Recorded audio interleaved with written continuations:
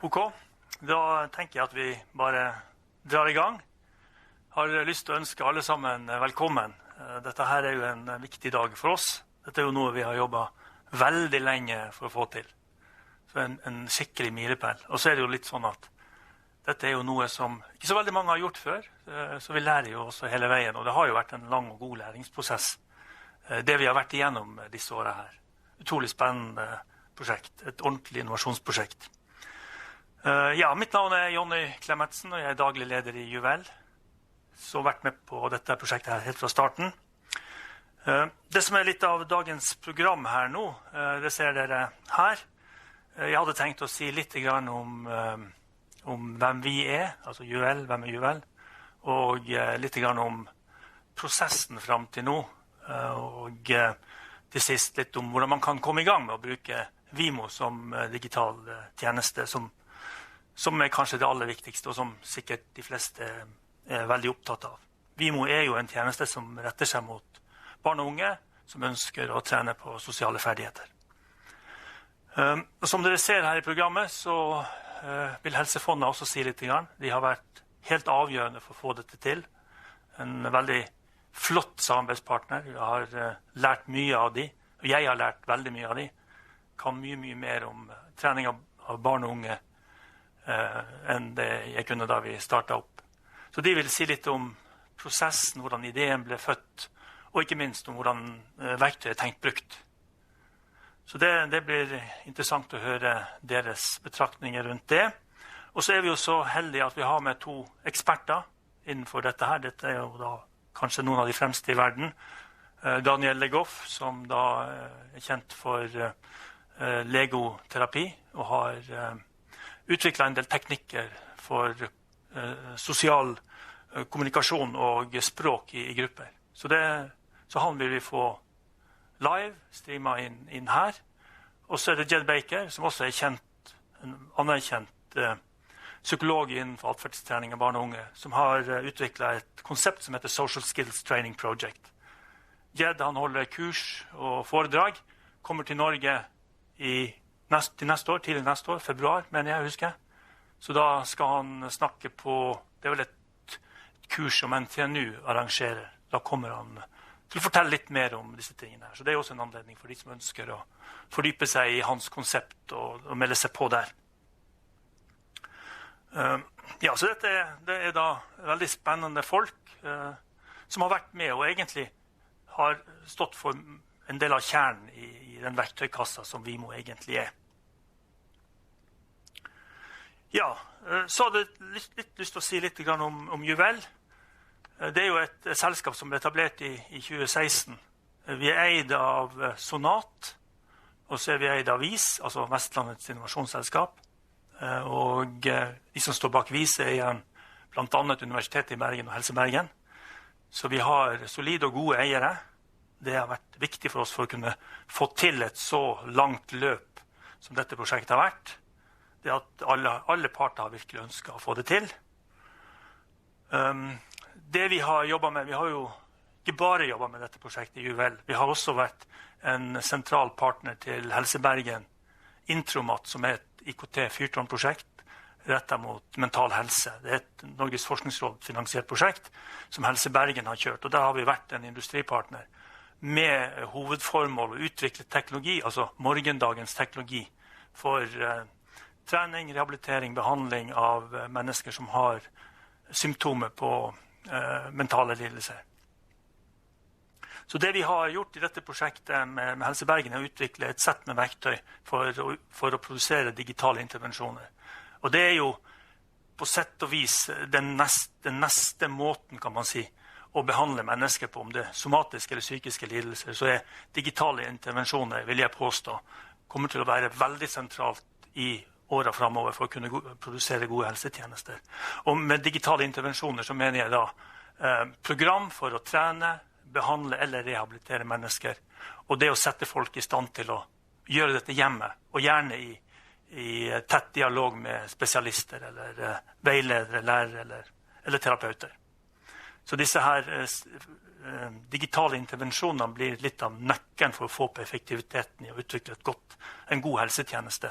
Og det handler om, det at det man ser nå, det er at 1-til-1-konsultasjoner fysisk versus 1-til-1-konsultasjoner over video har en marginal effektivitetsforbedring. Men du får først en effektivitetsforbedring når du kombinerer det med selvhjelpsprogrammer, der det er veldig tydelig hva den enkelte selv skal gjøre for å bli bedre. Og dette her er jo noe som også helseministeren har påpekt som et viktig satsingsområde i årene fremover. Sette folk i stand til å ta ansvar for sin egen helse og gjøre noe med det hjemme. Så denne plattformen som vi har utviklet understøtter nettopp det, så vi tror vi er litt i forkant kanskje av utviklingen. Det vi har utviklet, det er egentlig en teknologi som retter seg mot tre målgrupper. Det ene er de som ønsker å utvikle digitale intervensjoner, dette tilfellet sånn som Helse Fonna. Så har vi da et verktøy som gjør det mulig for de lett å utvikle digitale intervensjoner, der du kan ta i bruk multimedia, altså både film, bilde, lyd, tekst og så videre. Så det er liksom den biten, og så den neste biten er det å kunne skreddersy disse digitale intervensjonene til enkeltindividet. Der har vi også et verktøy, en terapeutportal, hvor det er mulig. Og det gjør også at terapeuten kan følge opp den hjelpetrengende i realtid om ønskelig, og kommunisere med den hjelpetrengende. Og så har vi jo da de applikasjonene som er den hjelpetrengende nær. Det kan være mobilapp, der de kan se hva de skal gjøre i dag, denne uken, neste måned. Og også kunne kommunisere med veileder, terapeut, lærer, eller hva det måtte være. Så det er liksom verktøyporteføljen som vi har utviklet sammen med Helse Bergen, og det er noe vi har brukt i Helse Fonna-prosjektet og i ViMo. Så liksom det er en del av det. Vi har også utviklet en del digitale intervensjoner sammen med Helse Bergen, som jeg har lyst til å nevne. Og det ene er en digital intervensjon for de som har hatt depresjon, altså restsymptomer på depresjon. Der har vi en intervensjon. Og så har vi utviklet en intervensjon som retter seg mot unge som har sosial angst, som kalles Ung Spotlight, og det er en kombinasjon av bruk av VR og kognitiv trening. Så har vi en intervensjon som retter seg mot kvinner som har alvorlig kreft. Den kalles Gynea. Og så er det voksne som har ADHD. Der har vi en intervensjon. Og den siste som vi tok fram, det var rett etter at pandemien trådte i kraft. Da utviklet vi en intervensjon som kalles komestring, som retter seg da mot voksne som har uro, angst og bekymringer i forbindelse med pandemien. Og den er tilgjengelig på helsenorge.no. Og den tok vi fram på, det var vel 10 dager. Og det viser litt av styrken i bruken av disse verktøyene som vi har utviklet. Og så har jeg lyst til å nevne at vi er i tett samarbeid med Helse i Hardanger. Et kjempespennende prosjekt. Det handler om kanskje å utvikle neste generasjon helsetjenester. Understøtte litt denne visjonen som helseministeren har vært innom, at man skal sette folk i stand til å ta ansvar for sin egen helse hjemme. I kombinasjon da med terapeuter og veiledere som kan støtte de i behandlingsprosessen. Så der utvikler vi den digitale plattformen sammen med de. Et meget spennende prosjekt. Vi tror resultatene kommer til å vise at det er langt mer effektivt å gjøre det på den måten enn tradisjonell behandling på sykehus. Og det siste som jeg har lyst til å nevne, det er at vi er en sentral partner nå sammen med Helse Bergen, Senter for forskningsdrevet innovasjon, Mobile Mental Healthcare. Det er et prosjekt som er finansiert av Forskningsrådet nå, med 183 millioner over 8 år. Det starter opp 14. desember, da skal vi ha kick-off. Da kommer helseministeren opp på Helse Bergen og skal åpne senteret. Så det blir en veldig viktig milepæl. Og vi er med der, vi har forpliktet oss til å være med i det senteret. Og det første prosjektet vi skal i gang med, det er noe klart. Det blir i januar, da håper jeg å kunne starte opp det. Og det er rettet mot unge, barn og unge som har sosial angst. Og vi skal jobbe tett med Bergen kommune på å utvikle en digital intervensjon for den målgruppen. Og så er tanken at dette skal kunne tilbys til hele Norge. Og det er noe som dette senteret for forskningsdrevet innovasjon blir målt på. I hvilken grad vi klarer å gjøre dette til en nasjonal helsetjeneste. Så det blir et viktig prosjekt. Ja, så det er litt om oss. Så har jeg lyst til å si litt grann om historien her. det var jo sånn at vi kom i kontakt med Helse Fonna i 2016.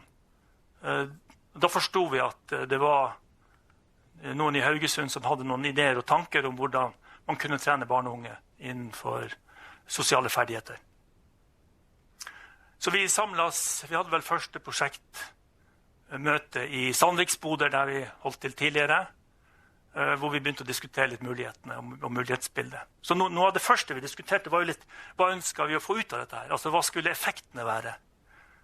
Og en av de tingene som lå ganske langt fremme i pannebrasken vår, var jo at dette skulle være et verktøy for barn og unge, og hjelpe de å utvikle sosiale ferdigheter.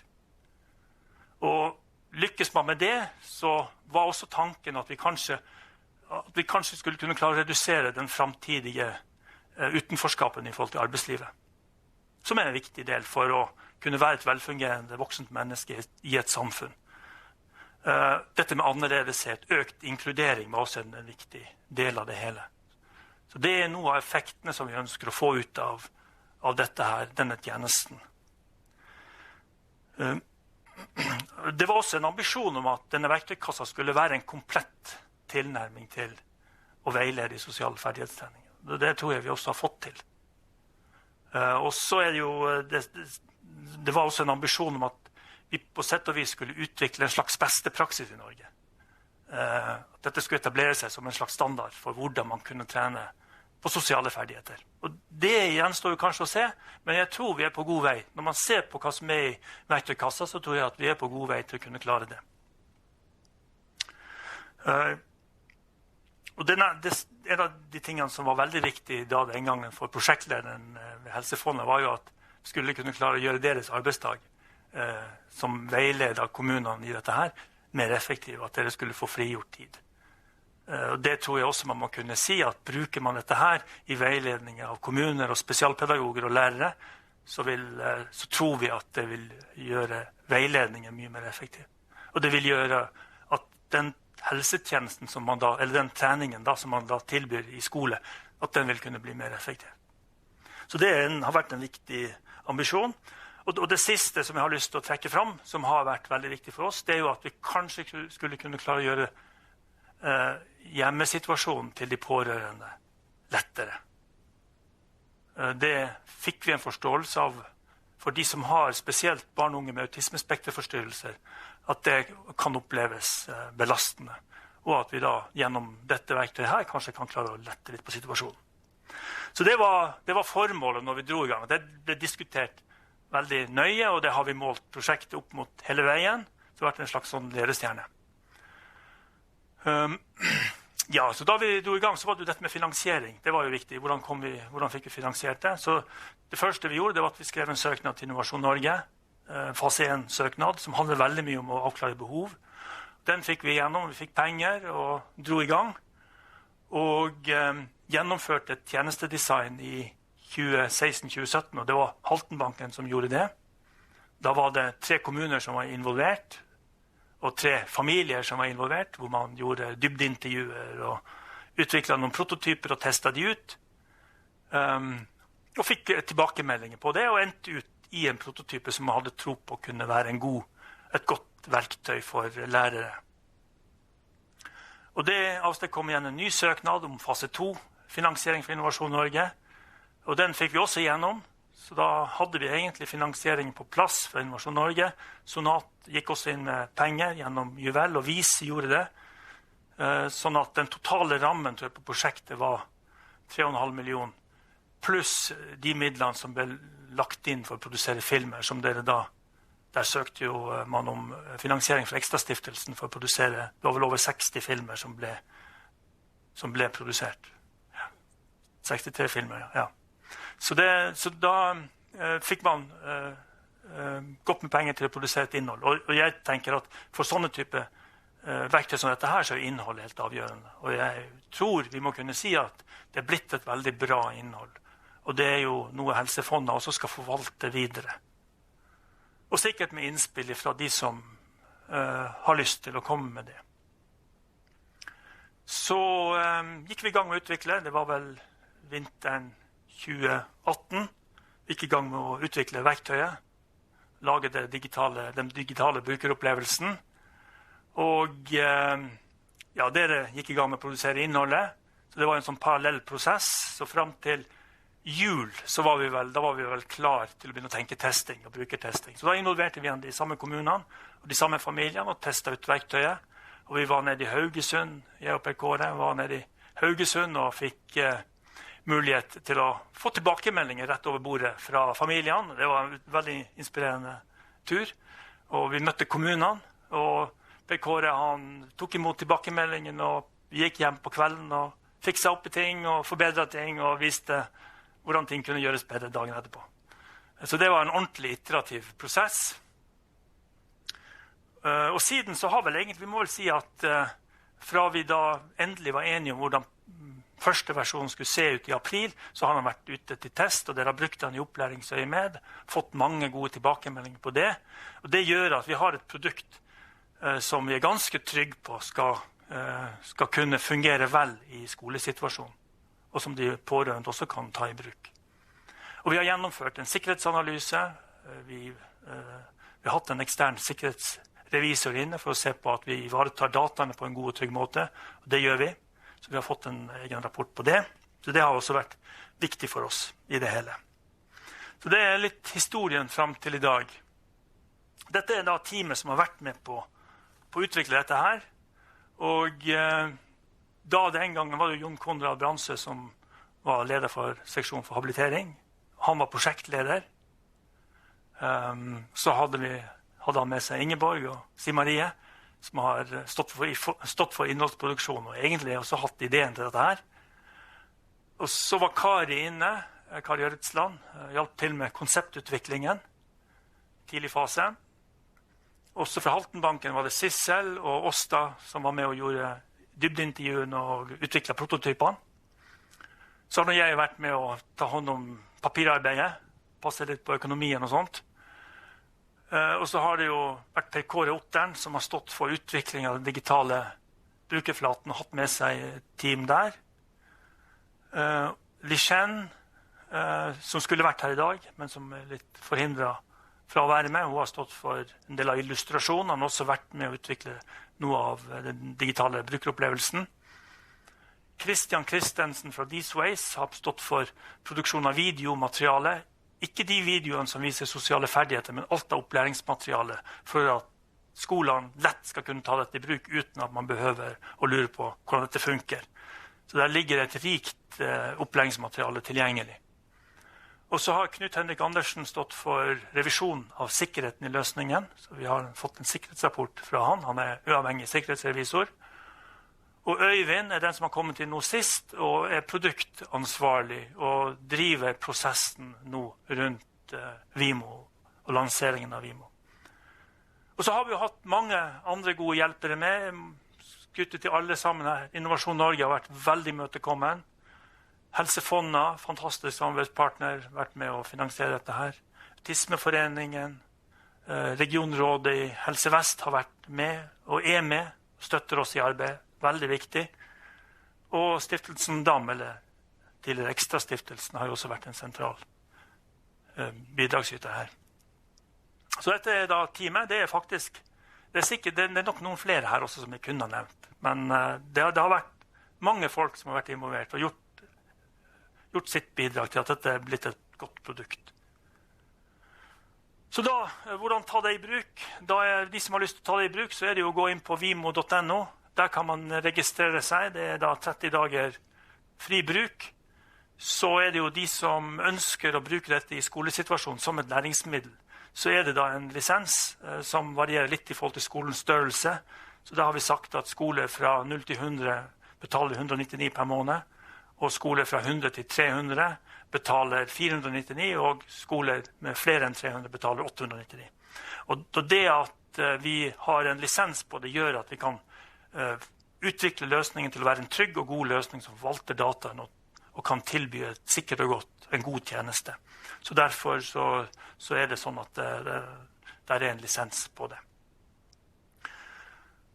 Ja, 30 dagers prøveperiode, så det er egentlig bare å melde seg inn og teste dette ut. Da har jeg lyst til å takke for meg så langt, så da tenker jeg at Helse Fonna skal fortelle litt om prosessen frem til nå og innholdet. Så vær så god. Takk.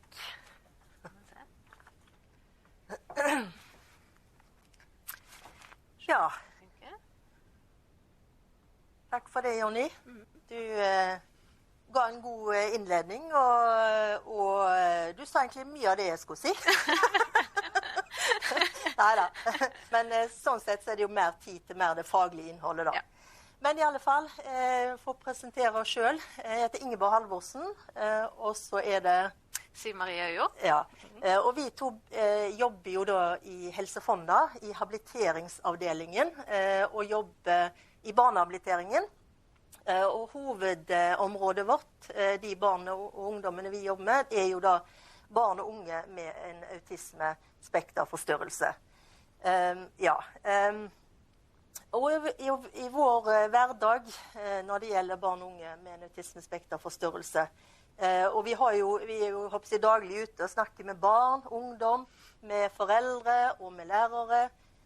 Og det vi får tilbakemelding på er jo at dette med det sosiale, det er det som er mye av det som er utfordrende for disse ungene. Sånn at da tenker jeg, da må vi jo se hva vi kan hjelpe dem med i forhold til det. Det som er litt viktig for oss å si også, er jo at det er viktig å ta hensyn til ungene selv, eller mennesker med autisme selv, hvordan en skal gå inn og jobbe med dette. Og det kan være flere innfallsvinkler i forhold til det. Men i alle fall så er det noe med å ha noen verktøy tilgjengelig, sånn at når en selv ønsker å gjerne etablere relasjoner, vennskap med sine hjemgamle, for det er jo ofte det vi ser, at de har vansker med å få kontakt med de hjemgamle i skolen. Så er det greit for at de som skal hjelpe dem, og det er jo hovedsakelig, eller først og fremst foreldre og lærere, at de har verktøy tilgjengelig som de kan bruke. Ja. Sånn at det er jo mye av vår jobb. Vi er ute og prøver å hjelpe så godt som vi kan, med både til ungene selv og til foreldre og lærere, hvordan de kan få en god hverdag i en skolehverdag eller på fritiden. Ja, og i den anledning så begynte det vel egentlig for 8 år siden, i 2012, da vi lette etter et godt materiale som vi kunne ta utgangspunkt i. Vi søkte etter mye litteratur, men til slutt landet vi på Jed Baker, som dere kanskje etter hvert har hørt litt om. Han har en manual som heter Social Skills Training, som vi fant veldig konkret og spesifikk i hvordan en kan tilnærme seg læring da, i forhold til sosiale ferdigheter. Så han tenkte vi, dette må vi prøve ut. Og det gjorde vi. Og vi fant også ut at han selv også har lagt 5 filmer som ligger ut på YouTube. No More Meltdowns, for de som ønsker å søke på de. Og vi tenkte at søren, det er så mye på engelsk og amerikansk, vi ønsker å ha noe på norsk. Dermed så søkte vi, og vi fikk vel egentlig først midler via Helse Vest og RFM, regionalt fagmiljø for autisme, Tourette, ADHD og narkolepsi. Det er så lang titel. Ja, ja, men i alle fall vi fikk penger til de, og vi produserte de første 16 filmene. Og de gjorde jo, eller det ble veldig godt mottatt, og vi tenkte ok, ja, og da var det vel egentlig at Youwell etter hvert kom inn i bildet. Og vi søkte om mer penger og fikk da produsert 47 nye filmer. Ja.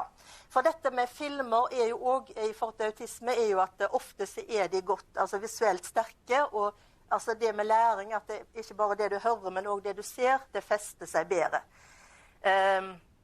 Ja, og så i 2015 så var vi så fremodige at vi tok og inviterte Jed Baker til Haugesund.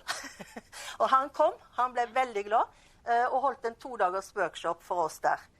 Og det er jo da vi skal si at Jed Baker, han vil jo nå holde et nytt workshop. Det var den 3. februar, og det er da i regi av regionalt fagmiljø i Helse Vest og Helse Sør-Øst, sant? Ja, stemmer. Men det vil skje digitalt. Ja. Så anbefaler alle å høre på han igjen. Ja. Yes, og så, ja, så begynte vi å produsere og lage denne prosessen vi har vært gjennom da med Youwell. Og det er ikke få ganger jeg har sagt at nå kom han. Men endelig i dag, Siv, så er vi her, og vi kan si at nå er han her. Altså den digitale plattformen. Yes, ja. sant? Der, ja. Og du sa egentlig, Jonny, dette med midler. Vi har jo både fått midler fra regionalt fagmiljø for autisme, ADHD, Tourette og så videre, narkolepsi, Helse Vest. Og dem, altså via Autismeforeningen, for vi måtte jo søke via Autismeforeningen i Norge til da ekstra, eller stiftelsen, eller da dem i dag. Og Innovasjon Norge, Helse Fonna, Helse Vest og Youwell har vi fått penger fra. Og så i forbindelse også med den digitale plattformen så har vi i tjenesten vår utviklet en workshop som går over 4 dager, hvor vi går gjennom diagnosen autisme og skaper mest mulig forståelse i forhold til hva det innebærer. Hvor vi de 3 påfølgende dagene går gjennom herlighet, står det stille. Plattformen. Ja. ViMo. Og gir de innspill på hvordan bruke den. Sånn at de selv kan få best mulig utnytte av det i hverdagen da. Men det er jo ikke sånn at de må bruke ViMo for å være med på workshopen, men en går gjennom alle teknikkene som er i der, og så kan en bruke det hverken med eller uten. Ja. Yes. Jeg må trykke 2 ganger. ViMo er en ny tjeneste som tilbyr en målrettet øving på sosiale ferdigheter for elever med autismespekterforstyrring. Der sosiale pensumet er hentet fra manualen til Jed Baker, Social Skills Training. Denne manualen gir det enklere å trene på spesifikke ferdigheter, tilpasset elever med autismespekterforstyrringer. God morgen. Klapp igjen. Alle de sosiale ferdighetene en kan øve på er filmet, og viser med enkle visuelle grep hvordan de sosiale kodene virker. Filmene har mennesker en kan kjenne seg igjen i, og som viser både feil og rett oppførsel. Elevene kan se filmene så mye de vil, og kan da øve seg på sosiale ferdigheter. ViMo inneholder mer enn filmer, og er et komplett læringstilbud som forklarer og viser og lar elevene øve på å gjøre ferdighetene. Du som lærer eller foresatt kan planlegge læringen i de ulike ferdighetene, og dele framgang og notater med andre lærere og foresatte. ViMo er klar nå, og du kan registrere deg og skolen din i dag. Det var en liten sånn intro til ViMo, før vi tenker at vi skal gå gjennom litt hva innholdet er. Og her ser dere, sånn at når dere logger dere inn i ViMo nå, så vil dere få denne her siden her opp. Det er fremsiden, så her da til venstre så har en da kartleggingsskjema, både til lærere, foresatte og til elev. Altså vi har tatt inn det kartleggingsskjemaet til eleven nå fordi vi synes at det er viktig at eleven får lov til å være med og ha en medbestemmelse i forhold til hva han tenker eller hun tenker trenger å trene på, og hvor mye og hvor lite en eventuelt ønsker å være sosial. At de skal ha en medbestemmelse i det sosiale programmet som skal bli lagt for deg da. Og så under der så ser du de 70 sosiale programmene. Der ligger alle de 70 ferdighetene som er i manualen til Jed Baker. Videre i neste kolonne så er det metoden som Jed Baker bruker i forhold til innlæring av ferdigheter. Det er forklaring, det er modellering, det er øving, og det er ute i naturlige situasjoner. Så det som jeg har gjort litt i ViMo da, er at vi har brukt metoden, og så har vi lurt på hva for noen visuelle teknikker kan vi putte inn under hver punkt i metoden for å lage et så mest mulig komplett verktøy da. Så da går du i neste kolonne, så får du de innlæringsteknikkene da som vi har puttet inn. Det er video, som er da videomodelleringsfilmene som vi har lagt, som er blitt 63 stykk nå til slutt. Det er oppskrifter, som er egentlig det som er kjent som sosiale historier, eller sosiale skript, basert på Cara Gray. Det er billedserie, jeg skal se litt mer hva det går ut på, men det er bygd på 2 bøker som Jed Baker har lagt i forhold til bilder som illustrerer bruken av ferdigheter i naturlige situasjoner. Det er rollespill, det er hentet fra Jed Baker, han har lagt rollespill og aktiviteter til hver sosial ferdighet. Det er selvkontrollskjema i forhold til å registrere egen bruk av sosiale ferdigheter. Det er elevtrening, det går på det hvordan kan vi inkludere elevene i klassen i den sosiale treningen. Fordi vi ser at innlæring av sosiale ferdigheter med medelevene har større effekt enn 1-til-1 innlæring med en voksen. Og så er det Lego-based therapy. Det er jo det Daniel LeGoff skal snakke om i dag, så vi skal ikke gå så veldig inn på det, men vi skal vise litt hva vi har lagt inn i forhold til det. Og så til slutt da så er det huskekort. Og kanskje vi skal bare forklare huksekort, Siv. Ja. For det handler om på en måte at når eleven skal ut i friminuttet og praktisere de ferdighetene de har øvd på, så er det noe med at de kan ha, hvis de trenger det, en liten påminning på hvilken ferdighet de skal fokusere på. Vi skal gå litt nærmere inn på alle de innlæringsteknikkene etterpå, men nå er det litt mer bare for å se hva dere ser på innholdslista.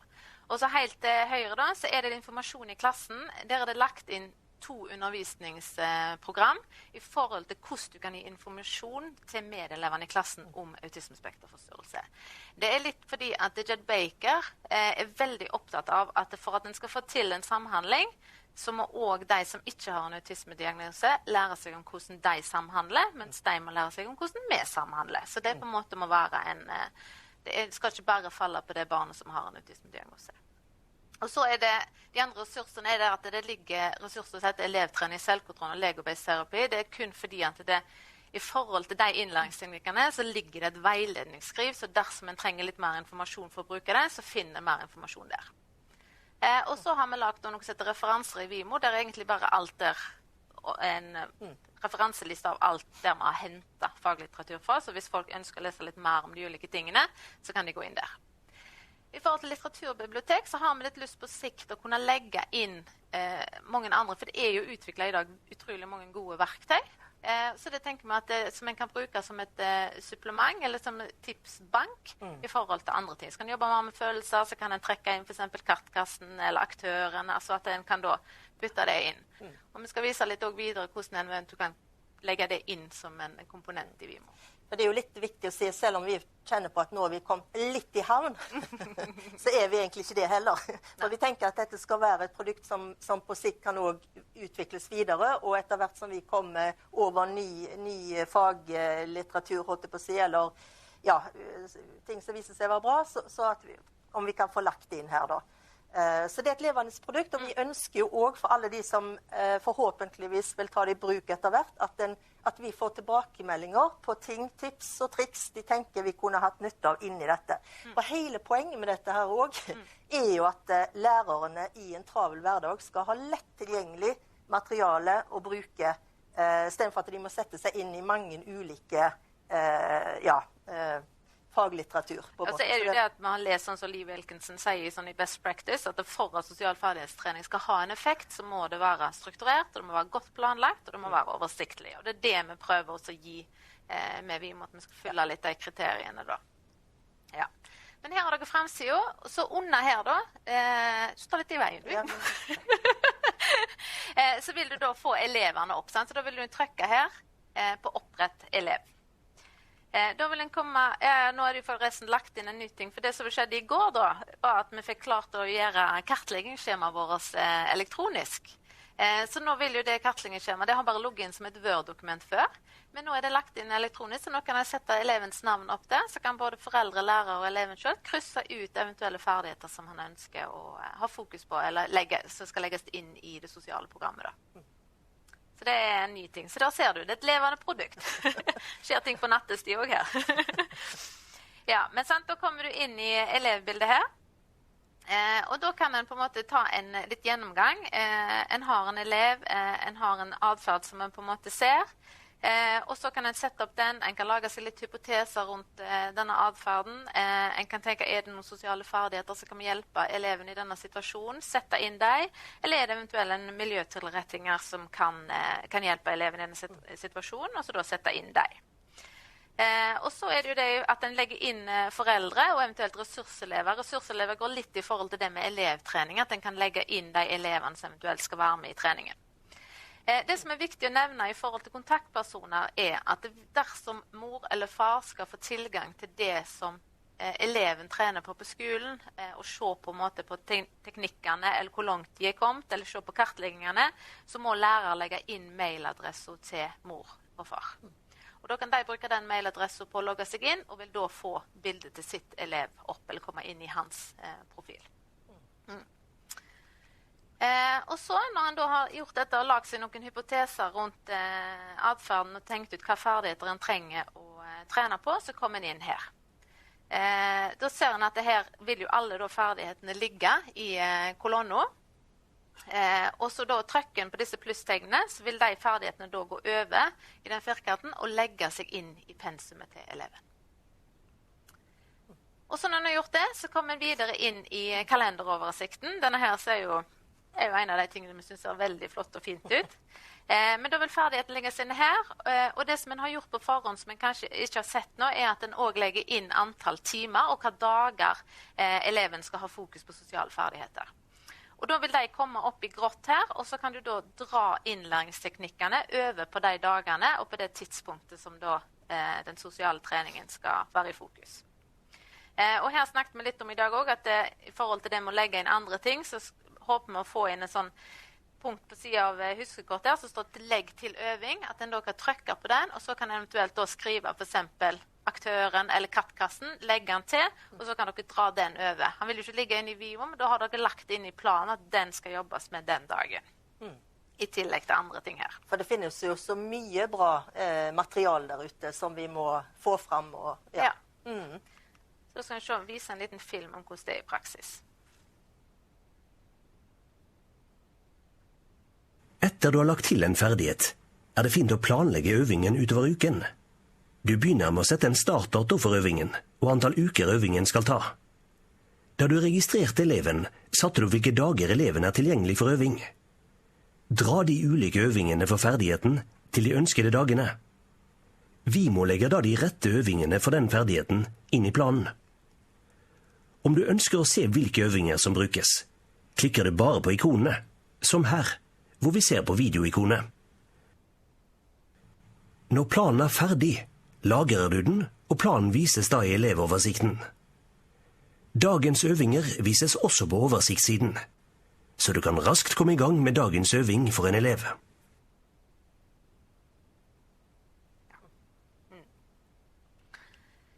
Ja, så det som ligger inne i ViMo, under hver eneste ferdigheter av de 70, så ligger det da tilgjengelige oppgaver. Så jeg tenkte vi skal bare kjapt gå gjennom litt hva det innebærer. Forklaringen ser jo sånt ut. Det er en forklaring som er hentet ut av manualen til Jed Baker. Så sånne forklaringer ligger det da 70 av, og noen er kortere og lengre enn andre. Og så her ser du da at vi prøver å knytte sånne illustrasjoner til forklaringene da. Og de er jo da lagt av Johan, som jobber i Youwell. Vi har lagt inn videomodelleringsfilmer. Det er de som har produsert selv. Vi har jo produsert 63 stykk. Om det blir flere, det skal en aldri si. Time will show. Ja. Så er det forhold til oppskrift. De ser sånn ut. Det er egentlig en kort skript som bare illustrerer bruken av ferdigheten. Den er jo knyttet opp til bilder. Det er ikke alle oppskriftene enda som har bilder til seg, men det håper vi også noe som skal jobbe kontinuerlig med. Men jeg bare tenker der kan vi jo skyte inn, Siv, at de oppskriftene vi har lagt, som ligger her inne, det er bare eksempler. Jeg tenker det som dere som jobber med dette her også, vet jo at en må skreddersy til hver elev. Men det er for å gi på en måte en pekepinn på hvordan det kan være, og så må en justere i forhold til hver eleven har. Og det samme gjelder jo også fra videoene, at det er jo eksempler, men mange barn i dag bruker jo iPader på skolene og kan ta det i bruk for å lage sine egne filmer, og gjerne få med seg medelever på å lage disse filmene. Og vi ser jo av og til at det å lage egne filmer har kanskje en bedre effekt, fordi at da får du lagt filmer i lag med de jentene og guttene som du er med til daglig, og da er det lettere for å generalisere ferdighetene over til de skal bruke det i lag med. Billedserie, her ser dere, her har vi ingenting enda, men det kommer, faktisk i dag skal det begynne produksjon av bilder her. Men ideen er jo hentet for disse bildebøkene til Jed Baker, som illustrerer da en gal og en rett bruk av en ferdighet, som er litt sånn motpoler for å få fram kontrasten i bruken av en ferdighet, for at en kunne jobbe da med den sosiale forståelsen. Så her vil det da fortløpende nå i løpet av de neste vekene bli lagt inn bilder til hver av disse ferdighetene. Men før det så anbefaler vi da disse referansen som står under her, det å bruke Jed Baker sine 2 bildebøker. Han har lagt ei for barneskolen og ei for ungdomsskolen. Det som er forskjellen da i forhold til det er at vi velger oss å lage grafiske bilder, mens Jed Baker han har jo vært ute på skoler og tatt bilder i lag med elever og reist rundt og tatt disse bildene selv da. Men i ViMo så tenkte vi at vi skulle klare å lage de grafiske da. Så det rollespill og aktiviteter. Under hver av 70 ferdighetene så ligger det da forslag til rollespill og aktiviteter. Mange kjekke aktiviteter. Han har vært veldig kreativ til Baker der, vil jeg si, men han bruker veldig mange kjente aktiviteter for barn og unge i dag, men har klart også lagt inn en sosial læringskomponent i det. For eksempel at han har bruker trampen brenner, og at lærer for eksempel gjemmer et objekt, og så skal eleven komme inn, og så skal han finne dette objektet med å analysere følelsene som læreren. Hvis han smiler, så er han nærme objektet, er han sur eller sint, så er han langt ifra. Der er det masse gode tips. Så er det i forhold til selvkontroll. Det er hentet fra en som heter Lee A. Wilkinson, som har skrevet en bok i forhold til best practice. Han ser at det i forhold til å jobbe med selvkontroll har hatt en veldig god generaliseringsevne i forhold til det med innlæring av ferdigheter. Og det handler om det at eleven skal bli mer bevisst på den ferdigheten han trener på via registrering. Og sånn som i ViMo så har vi lagt inn et sånn registreringsskjema som egentlig han også har lagt inn, det han også har brukt mest. Men her tenker jeg at det er litt viktig å være litt kreativ. Sånn som jeg i mine saker har av og til brukt en håndteller som kanskje er litt sånn mindre synlig, at de sitter og trykker på den, eller et armbånd der de har registrert perler på det signalet fra lærer da, om adferden var til stede eller ikke. Ja. Så er det i forhold til elevtrening. Det ser vi jo at det mer og mer er utrolig viktig å inkludere medeleverne i den sosiale treningen. Så derfor har vi valgt å lagt inn litt informasjon og litt om hvordan en kan lage det. Det går jo alt fra informasjon til å gi medeleverne da spesifikke oppgaver. Det kan være i organisert lek, det kan være i klasserommet, eller det kan være i friminutt. Og det er igjen, sånn som vi snakket om, det at det ser at det har en bedre effekt på innlæring av sosiale ferdigheter med medeleverne enn en voksenstyrt 1-til-1-innlæring. Og det er liksom det at det skryt fra oss har den effekten, men skryt fra medeleverne og inkludering har den effekten.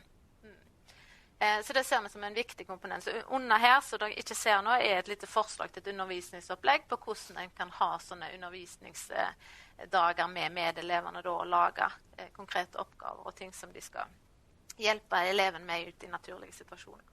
Og hovedmålet til elevtrening er jo at en skal gi eleverne flere sosiale muligheter i naturlige situasjoner. Så er det huskekort. Det er egentlig så enkelt som det. Det er bare et kort som på en måte en kan eliminere, de kan ta de med seg, og det trenger ikke være et bilde av den sosiale ferdigheten som er i fokus som vi har lagt inn her, men det kan være et bilde av noe de liker, det kan være et objekt som de har med seg, altså hva som helst bare skal minne de om å bruke ferdigheten i naturlige situasjoner da. Men der kan en igjen bruke video for eksempel, for det er ikke lange snutten av disse videoene vi har lagt, så de kan se i forkant av at de går ut i friminuttet for eksempel. Jeg ser at det er sånne huskekort, så kanskje noen ganger har de brukt den, noen ganger har de sett en video i forkant av den situasjonen som er aktuell, og i andre situasjoner så har de skrevet ut den oppskriften og hatt den med seg, for da har de mer tekst knytt opp til bildet. Så er det Lego-based therapy. Jeg skal ikke si så mye om det, men det er jo en ting som vi på en måte er blitt veldig glad i og har brukt veldig mye i Helse Fonna. Har fått veldig gode tilbakemeldinger fra de lærerne og spesialpedagogene som har tatt det i bruk i skolen. Så jeg skal ikke ta noe så veldig mye informasjon fra LeGoff der, for han skal ha en liten sånn instruksjon i forhold til det helt fra basic. Men det er så positivt med Lego-based therapy at han er jo egentlig en komponent innunder elevtrening, fordi du inkluderer andre elever, og så trener du på utrolig mange ferdigheter i en sesjon. Så det som blir trent på er å lytte til andre, løse et problem, og bruke non-verbal og verbal kommunikasjon, og det er problemløsning, spør når du ikke forstår.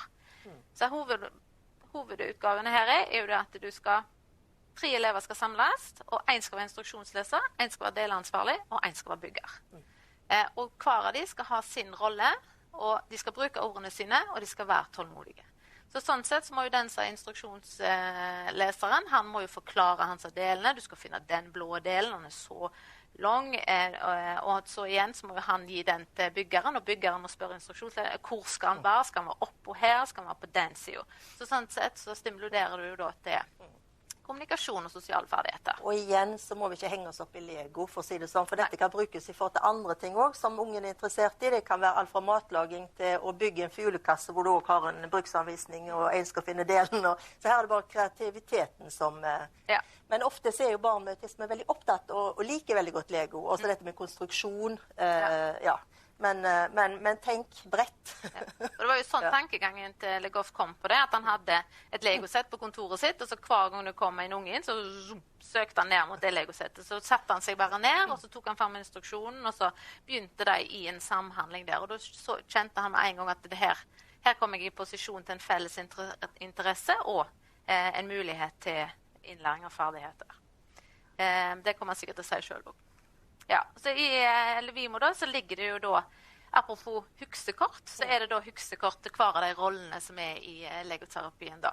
Så de så igjen tegnet av Lujuan, og så har vi bare lagt hva som hva de ulike rollene skal gjøre da. Så det som vi også har fått inn nylig er jo en sånn progresjonsgraf. Det er egentlig en veldig sånn enkel graf. Nede så ser dere datoen, og oppover ser dere antall ganger elevene har brukt ferdigheten. Så målet her er at du bare skriver inn ferdigheten som er i fokus, og så legger en bare inn hvor mange ganger en eventuelt har sett at eleven har tatt kontakt, eller har startet en samtale, eller i naturlige situasjoner. Ja, for det er noe litt det å få litt oversikt også. Er vi på rett vei? Var det rett ferdighet vi har valgt? Altså har det ført til noe, den treningen og det vi holder på med her? Så det er jo litt viktig å ha litt oversikt på det. Det er ikke sikkert at hypotesen vår i starten var rett. Nei, så der må vi hele veien være på vakt, til på å si. Ja. Så er det innholdet. Det bygger jo på Judd Baker, Daniel LeGoff, Cara Gray, Lee Wilkinson og Simon Baron-Cohen. Så det er liksom de vi har hentet litt for. Det er liksom sånn som jeg sier at vi står jo ikke for vi står for det faglige innholdet, at vi har lagt det inn, men det er jo ikke vi som har produsert det. Nei. Det er dyktige fagfolk som ligger bak det som ligger inne i ViMo. Så skal vi vise litt filmer, 2 filmer. Det er en spesialpedagog og en lærer som har vært med i prosjektet fra starten av. Hun ene fra Tysvær og andre fra Karmøy. Ja. Så nå skal dere få se litt hva deres erfaringer har vært med ViMo så langt. Dette må være der hele tiden, men da har jeg jo hatt elever som har sagt det. Ja, men jeg må jo få fri. Jeg ønsker jo å gå i skogen og tenke. Og det må vi la de få lov til også. Ja, hei, jeg heter jo Randi Våge Viksnes, og jeg er spesialpedagog. Jeg har vært i 33 år. Jeg har jobbet nå på Nordheim skole i 26 år, bare med spesialundervisning. Når du har jobbet så lenge med barn med spesielle behov, så var det vel det sosiale som på en måte var vanskeligst å følge opp. Det startet vel med at noen av våre barn var innom habiliteringen, og snakket da med Siv og Ingeborg, som var veldig opptatt av Judd Baker. Så det endte jo med at jeg og en annen på skolen var med på den konferansen som de hadde her, og ble litt tent for det han snakket om. Jeg tenker på dette med turtaging i samtale, som ofte er vanskelig. Dette med hvordan du skal ta kontakt hvis du vil være med å leke, og spesielt når du avslutter leken. Ikke bare gå, sånn at de andre står liksom, hva skjedde nå da? Han bare gikk. Lena! Og øve på dette og si, nå skal vi gå inn og gjøre noe annet. Det er lettere enn å få de til å begynne med å si, kan jeg få lov å være med? Hei, kan jeg få være med i leken? Den er ofte litt vanskeligere. Jeg synes jo det er et kjempegodt redskap. Sånn som nå i år, så er det tenkt at jeg skal jobbe med 2 barn. En som har autistdiagnose, og så har jeg en jente da, som har ingen spesifikke diagnoser, men har vansker med det å komme i kontakt med andre barn. Men jeg synes jo som voksen da, at det opplegget til ViMo er en veldig god oppskrift. Sånn at en på en måte har noe å forholde seg til, og det blir trygt og godt. Så det synes jeg har hjulpet veldig godt.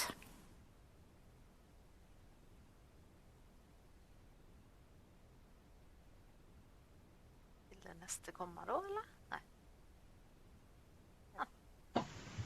Jeg har bare kun gode erfaringer med ViMo. Vi har vært heldige og fikk være med helt fra begynnelsen av, og vært med og prøvd det ut. Så jeg synes det har vært kjempegreit, og bare synes det har vært kjempepositivt, både i forhold til meg og i undervisninger, og i forhold til eleven.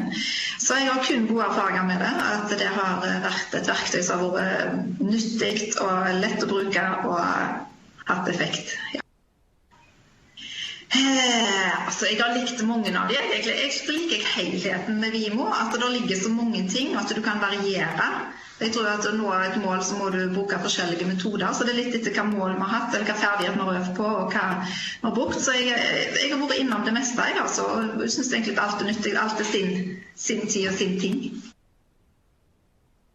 Ja, for det synes jo han eleven som jeg har brukt det på, at det har vært veldig kjekt, sånn at også det da får vi lagt vår egen vri på det, og setter mer inn i våre situasjoner som vi har, som den daglige situasjonen her.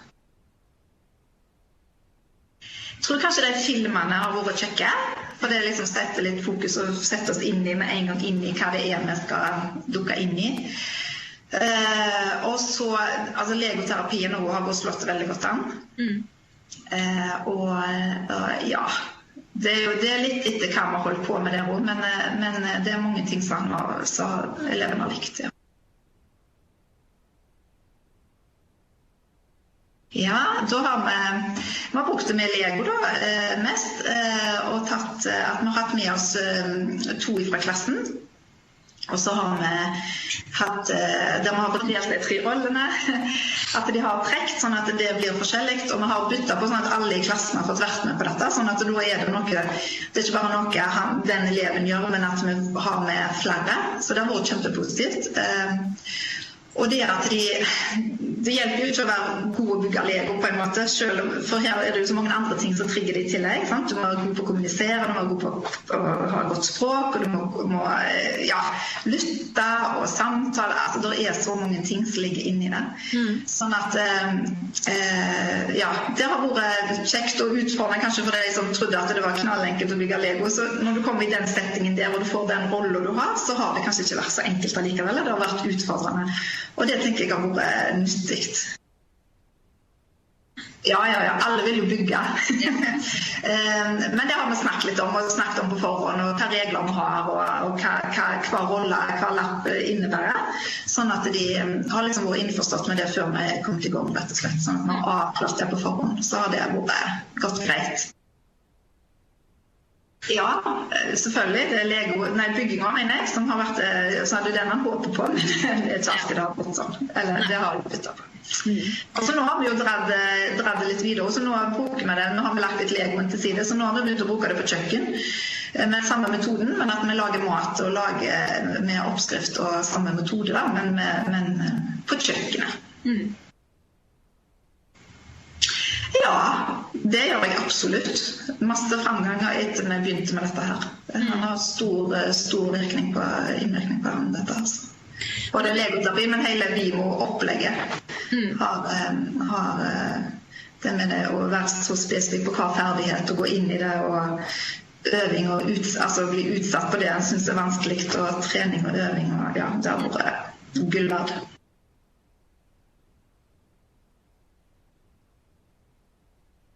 Nå er det null problem. Ja. Det er helt vekk fra å ikke ha øyekontakt og ikke si god morgen, så går det helt av seg selv.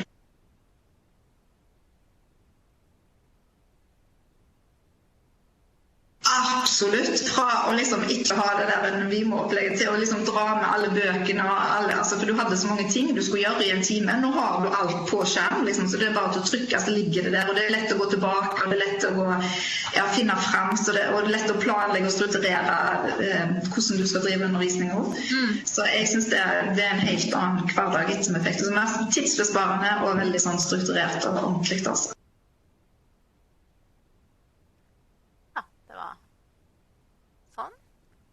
Nærmer vi oss da, Øyvind, eller? Straks. Ja. Men det er litt sånn som Tove sier her, at det som er som greit, og som på en måte var målet vårt også, jo å ha såpass mange forskjellige innlæringsteknikker, fordi at det jo ikke en one-fits-all approach her. På en måte det noen sånn som han likte videoer, han likte legoterapi, har kanskje brukt mindre oppskrifter og mindre huksekort. Altså det liksom at det må være litt individuelt, du må lage opplegget til den eleven, men det som jeg håper da at vi har lagt et strukturert og oversiktlig program med såpass mange innlæringsteknikker, og innlæringsteknikker som i best practice viser seg å ha en god effekt i forhold til elever med autismespekterforstyrrelser, så håper vi på i den grad det kan være et komplett sosialt ferdighetstreningsprogram. Ja. Så da vi egentlig vel mest spente på oss å få høre denne LeGoff. Skal jeg trykke en gang til da? Nei. Ja, ok. Ja. Da kan dere jo tisse det imens. Ja. Ja. Hæ? Ja. Ja, så det bare å stille spørsmål.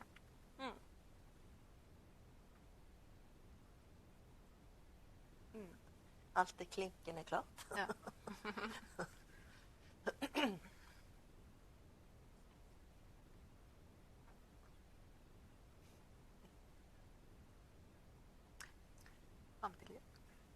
Nei, det var...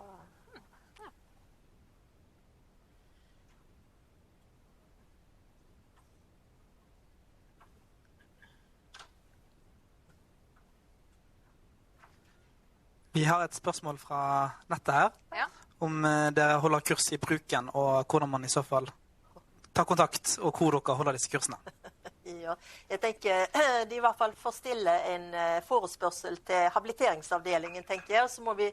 Altså dette blir jo litt i forhold til, altså vi har jo en drift som går i det daglige, så hvor stort omfang vi kan drive og sirkulere rundt i Norges land, men selvfølgelig, vi ønsker jo å strekke oss så langt som vi kan, og kanskje noe kan foregå digitalt, i hvert fall i disse dager.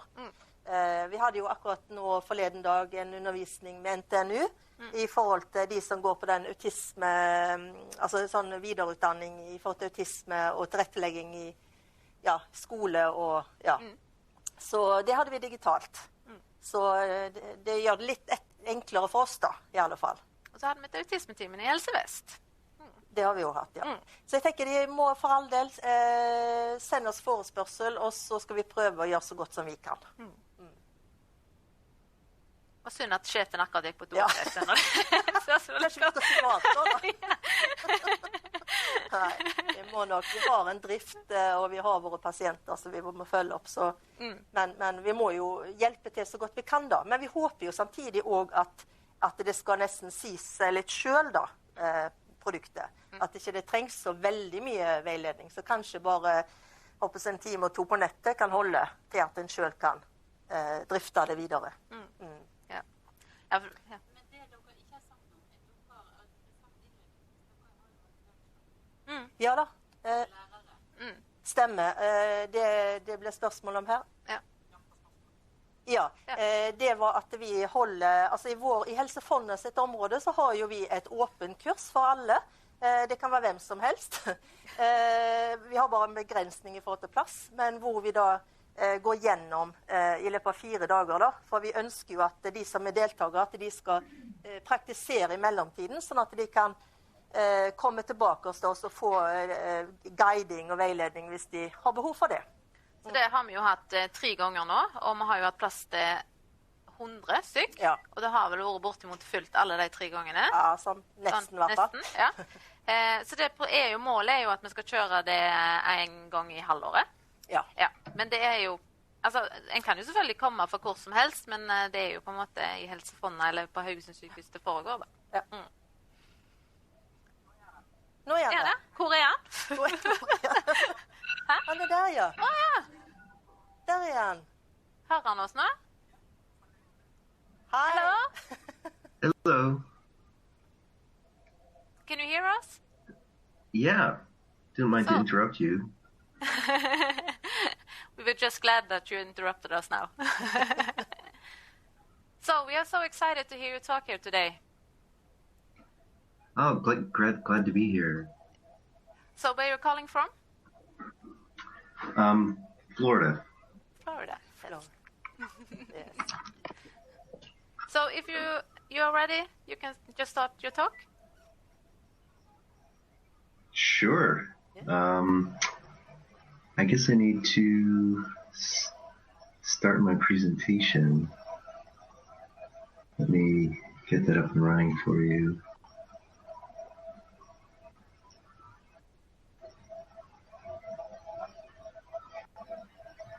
Let's see.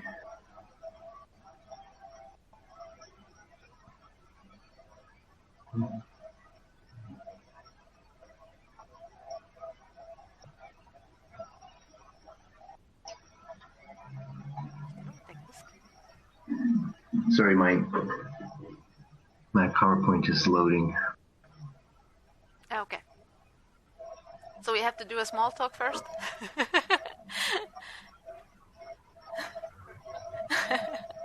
Small talk, yeah. I'm Dan LeGoff.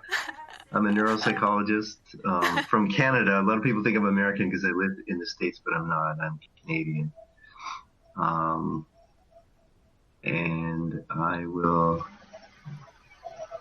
be talking about something that I started doing a little over 20 years ago, called Lego therapy. Obviously, I didn't invent Lego, but I did find a way to use it as a way to help kids with social development problems to learn how to interact and communicate better.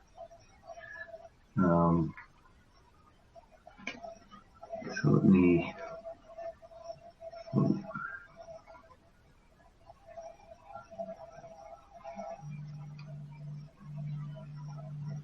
Are you seeing that now?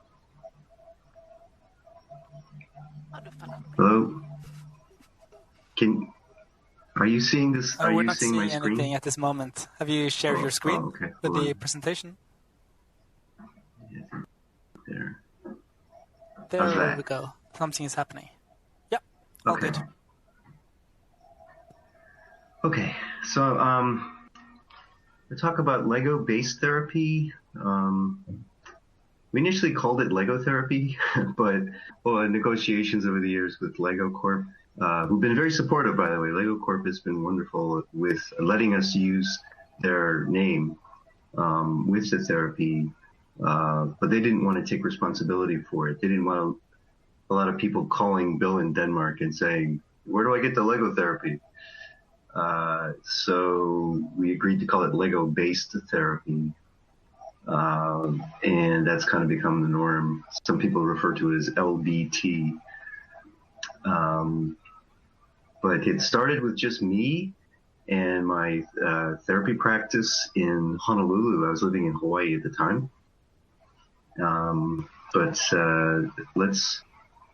Before we get into the story of where all Lego therapy went to from there, I'll back up a little bit and talk just a little bit about me. Let's see, why isn't this? There.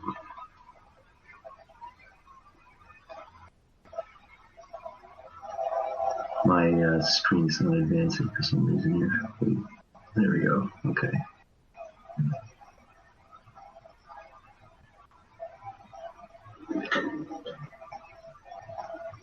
Okay, I was actually born in an Icelandic fishing village in Manitoba, Canada. This is a statue in Gimli, which I used to crawl on when I was a little kid. I don't know if you can see that on the picture. The Viking statue has an ukulele on his knee that I put there. That's my ukulele from Hawaii. Yeah, my family is both French-Canadian and Icelandic. My mother's Icelandic. And I was born in this little Icelandic village where we still have a cottage. And we still go there for the summer on Lake Winnipeg. Eventually I went to the University of Winnipeg, which is in downtown Winnipeg, which is a very cold place, but I'm sure you're familiar with cold places. Canada probably is not that dissimilar from Norway. long winters. So I studied psychology at the University of Winnipeg, and then I went on to do graduate studies at a very fancy college, Simon Fraser University, which sits on top of a mountain outside of Vancouver, British Columbia. And if you ever get a chance to go to Vancouver, it's definitely worth the trip. It's a gorgeous city. And one of the highlights is going up to Mount Burnaby and seeing Simon Fraser, which is a modern university which has beautiful landscape all around its sea-capped mountain. I mean, you can see the sea and the snow-capped mountains in the same view. From there, actually, I went on to the Northwestern University Medical Center in Chicago, and then did some graduate training as well at the Queens Medical Center in Honolulu, which is where I started my career professionally after graduate school. And that's where I started Lego Club. Was in Hawaii. And then later I brought it to New Jersey, and have since traveled around the world pretty extensively, teaching people how to do Lego therapy in a lot of different places, from Asia to South America and Europe. We'll talk a bit more about that story. The next slide is actually a series of slides about Lego. But given your proximity to Denmark, I'm going to assume most of you know this history, or at least some of it. That Lego Corp was a family-owned company that was started in the 1930s. They made wooden toys at a small factory in Billund that was damaged or destroyed a couple times in the over the years. I've been to Billund, and I've met some of the important players in the Lego world. Very hospitable people, very organized, and very well-run place. And most people are surprised to learn how much technology goes into their product development, including bringing developmental and educational specialists from around the world to consult with them on their products. And obviously, they've had a good return on their investment in terms of scientific development, and they have been consistently the second largest toy manufacturer in the world for quite a while now. From the original Idea House, there was a picture of it there, where they still host scientific and educational meetings. They built recently this very large facility and have a museum. Of course, they have Lego museums and Lego facilities all around the world. And they do a lot more than just plastic bricks these days. Obviously, they have gotten into a lot of media and film productions.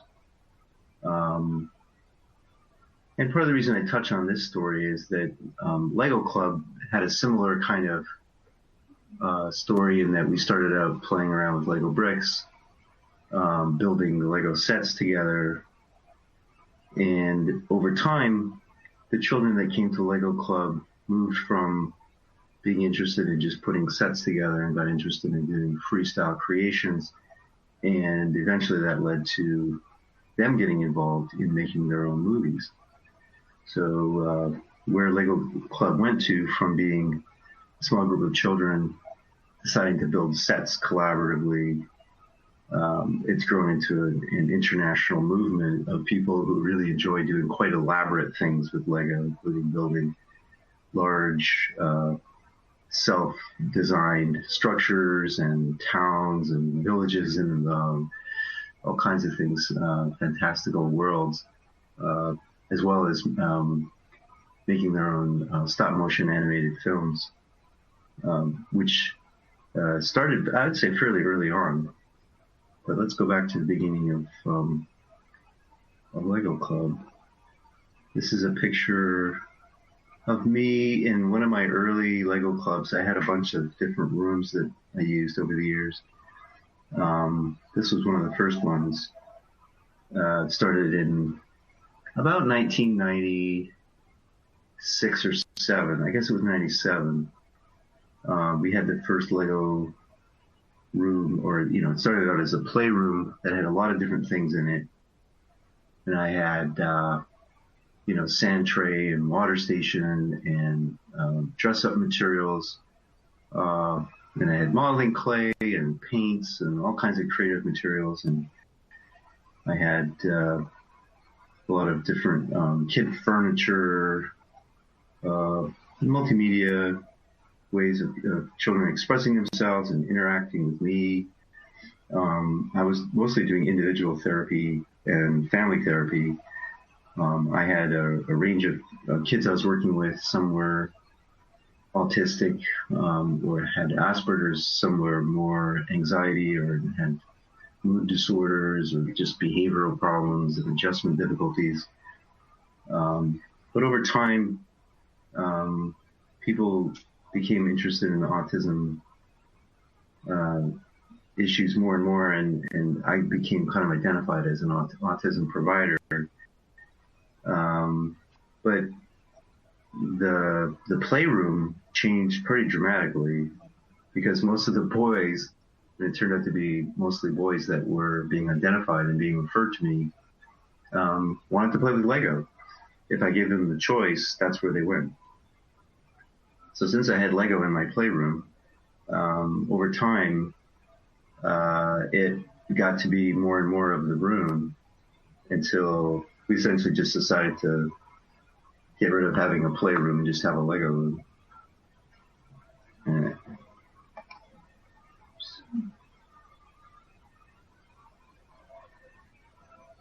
This is one of my early Lego Club participants. His name's Brandon. Of course, Brandon's now about 25 years old, but he had a real problem with hand-to-face movements. Very hard time keeping his hands down at all and not doing repetitive movements around his ears, his mouth, twiddling his hair, flapping his hands. He had a lot of stereotype repetitive movements with his hands.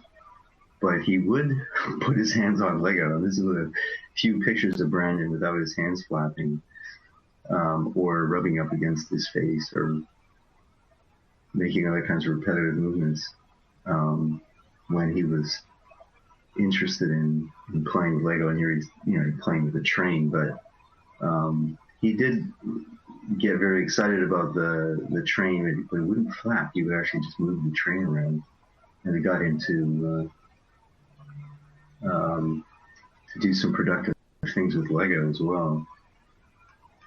And he's an example of a kid who was nonverbal, very delayed in terms of his other developmental skills, and very socially withdrawn. But over time, he got really motivated by being in the Lego room and wanting to do the things that he saw other kids doing. And so he was very motivated himself to gain those skills. So we didn't have to use a lot of secondary kind of positive reinforcement to get him to participate. He was very happy to be in the room and try to do what other kids were doing. And here's a couple other kids. A kid in the background there is Sonny, and he's also in his 20s now, and I know him and his family very well. And again, he had a lot of autistic symptoms, but was very motivated to participate in Lego and was happy to interact. So the first Lego groups were started primarily because Lego resources were what I had, and the school system didn't really have much in terms of social development strategies for this population. There was a big emphasis on changing their behavior, getting them to engage in educational activities or just, to participate in the classroom. But from my point of view, the main deficit in autism was this lack of social development and the inhibiting effects of not being able to play appropriately. And so they were kind of like aloof children who did repetitive things and weren't that interested in other children or engaging with me or anything or other materials appropriately. And for some reason, they seem to have this kind of magical relationship with Lego. And the other thing that I noticed was the social curiosity. So when the kids first came to Lego Club, or they came to my playroom, even when it was still a playroom before it was a Lego room, they would notice the Lego more than they would anything else. They would ask about the Lego materials, and they would ask about the kids that were playing with them and say, who's doing that? And then it was a famous day when two boys had come to see me in back-to-back appointments, and one of them had been delayed in the waiting room with his parents, and the other one hadn't left yet. I mean, was just arriving, and the two of them met, and one boy asked me about the other boy, and then he told, he had started talking to him in the waiting room, and his parents noticed that they were engaging with each other in a way that they hadn't really seen before, that they showed curiosity, and they started talking about Lego. And then one of them said to me later, "Hey, Dan, Dr. Dan, that kid is from my planet." And we talked about what he meant by that, and he meant that he had similar interests to him, and he could tell there was something about him that was different, like him. And so he identified with the other boy and was interested in finding out more about him. And so I asked the parents if I could work with them together.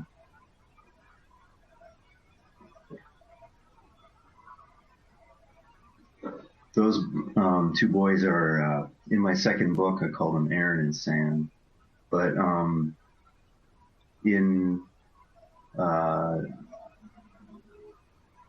sort of planning for them to come together for the first time, I anticipated that they wouldn't really be that interested in interacting with each other. They might have some curiosity, but I think that I kind of got the feeling that their interaction would wind up devolving into parallel play. That they would probably just build Lego sets next to each other or do some Lego activity next to each other. They wouldn't really spend that much time collaborating or interacting. And so that's when I came up with the idea of trying to create interdependent roles for them. And with just the three of us, I decided what they would be really interested in doing was building a set together with me. So I decided that a way to divide up the task and create that interdependence was for me to be the engineer, and I would keep the instructions, and then one of the boys could be the builder. They would put the bricks together, and the other person could be the part supplier, and they would give the bricks to the other person. So say I would have the instructions, and Aaron would be building, and Sam would be giving him the pieces. And so I would have to tell Aaron what pieces he needed, and then tell Sam what parts to give Aaron, and they would have to collaborate. And then over time, we could switch roles. I could give one of the boys the instructions, and then I would take over building, and one of the other ones would take over the part supplying. And we gave that a go, and it seemed to work. And in fact, it worked really well because we were able to build very quickly. If you ever do this, you break the Lego set building process down into interdependent components like this. It actually speeds up the process. It's very easy to build when someone else is looking at the instructions and someone else is handing you the pieces. You get it done very quickly. So interestingly, they saw the advantage of doing it this way. There's collaboration or task sharing seemed to work very well. But it also led to a sense of joint accomplishment. It wasn't just, oh, look what I can do. It's look what we can do. And so that they really seem to enjoy it.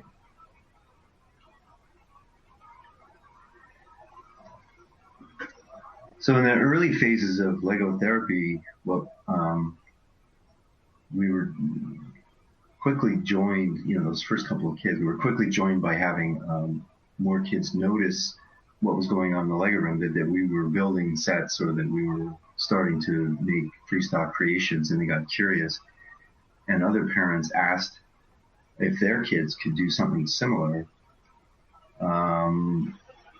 And as a result, the group grew, and we started having groups of parents hanging out in the waiting room together. So we'd have maybe 5 or 6 kids come in and do a Lego club group together, and the parents started sharing and bonding over their common experiences with trying to help their children develop socially, engaging and interacting with peers, the troubles they had at their schools, the difficulties they had with siblings, and they really supported each other, and then word of mouth resulted in us getting more and more referrals. So fairly quickly, I would say within the first few months, we went from having a couple kids to a group to multiple groups, and fairly soon, I think I had about 60 or 70 kids participating in Lego Club, and it started becoming a thing. Here's another one of my early Lego Club participants. You see in the background, behind this boy's head, there's photographs of what was happening in the Lego Club. And so we were explicitly sort of creating a club feeling about it, like the group members identified with each other, and they would post pictures of their creations. Obviously, this is something now that we could do on a Facebook page, but in those days there was no Facebook. But the idea of belonging to a club, and that you would participate with the other kids, and it became obviously more than just boys. It was girls that joined the group over time, but it got very popular. In fact, we had a lot of kids that would go back to school and tell their friends about it, and then we would have parents calling my office asking if their son could join Lego Club, and they didn't have any need for it. They weren't autistic or didn't have Asperger's. They weren't being referred. They just wanted to join the club. And we had to tell them, well, it's actually a type of therapy. We don't just open this up to the public. But it was very popular pretty quickly. So the other thing that happened was that the teachers and other educators like occupational and physical therapists and speech pathologists and the behavior specialists that were working with the kids that were participating in Lego Club started noticing pretty dramatic improvements in their social functioning. So these kids became more communicative, more interactive with their peers. There was an immediate change in them. They're more confident about their engagement with other kids. And so they started asking what's going on, and how does Lego Club work? At that point, I didn't really have a plan so much. It was just kind of sort of developing it as it went. But we did sort of have somewhat of a system, enough of a system that I felt it was worth looking into. So what would happen is that children would join the group, they'd be assigned a role. Over time, we developed, and I'll talk about this, the level system where kids would start off at a level of like a helper, and then over time, they would earn the credit of the other children who would acknowledge their skill levels, and they became Lego builders, and then they became Lego creator.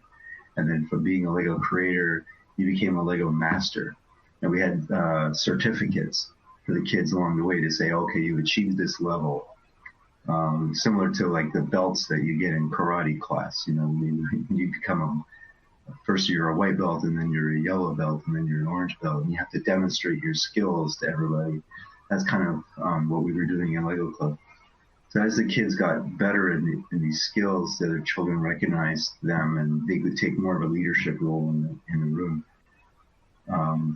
So there was some internal structure to it. We had internal rules about what we were supposed to do and not do. Over time, we'd had, and I'll talk about this too, some behavioral guidelines for the kids. But it was mostly just a way of joining a group, socially engaging with activities, with joint task accomplishment, and then learning how to solve problems and share effectively and communicate better. And that was kind of the process, was just being coached during participating in activities. They got coached about how to solve problems and interact effectively.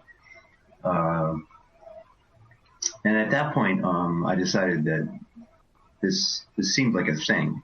The Lego Club was really turning into a type of therapy, not just something that was, an interesting experiment. So luckily at that time, I was doing a bit of teaching at the University of Hawaii, and I had some graduate students, so I was able to initiate some research to see if this method would be, have some kind of observable and measurable changes. So the first study was actually data that was collected using graduate students from the University of Hawaii, mostly on the children before they were involved in the Lego Club group. So they would be referred to us. At that time, we had gotten a waiting list, so it took a while for kids to get into the groups. So we had the kids on a waiting list for a while, and we measured their social functioning by observing them on the playground at school during lunch breaks and after school. And I was interested in a couple of variables. One was how often they initiated social contact with other children without being prompted. And the other variable that I was interested in mostly was how long they were able to sustain those interactions. So we were actually just measuring the duration or average duration of social engagement with peers. We were also observing and trying to quantify the frequency and duration of repetitive stereotype behaviors or obsessive interests. So these kind of interfering idiosyncratic behaviors were assessed, as well as the self-initiated social contact and then the duration of the interactions of children during free play. And that study showed dramatic improvement over a period of only 12 weeks. The study was 12, for some of the kids it was 3 month duration, for some kids it was 6 months, but at both 3 months and 6 months, there was significant improvement in all the variables.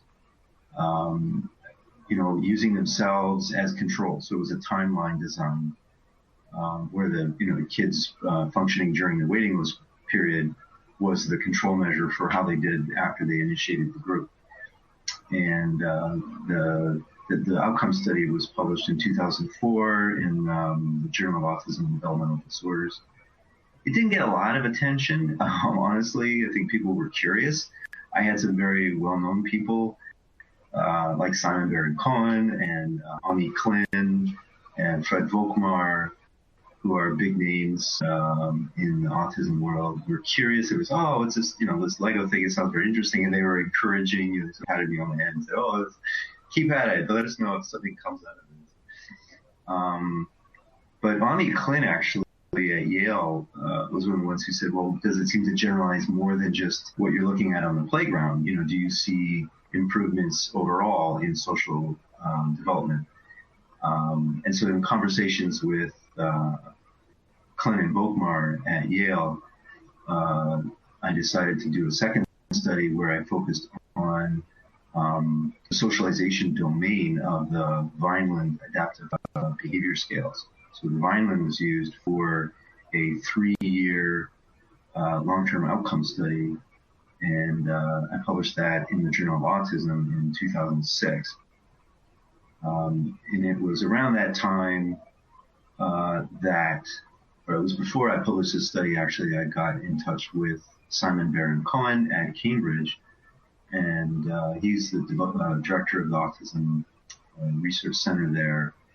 and professor, very well-known author. If you don't know him, he's incredibly well published. And so Simon and I had these long conversations about Lego, and he was very interested in it because it is systematic. And he had this theory that children with autistic conditions had very high systematic reasoning abilities relative to their social abilities. And so there was this interest in Lego because I was using essentially their strength, which is systematic reasoning and systematic processing, to develop or support their social development. And he was curious about how that would turn out.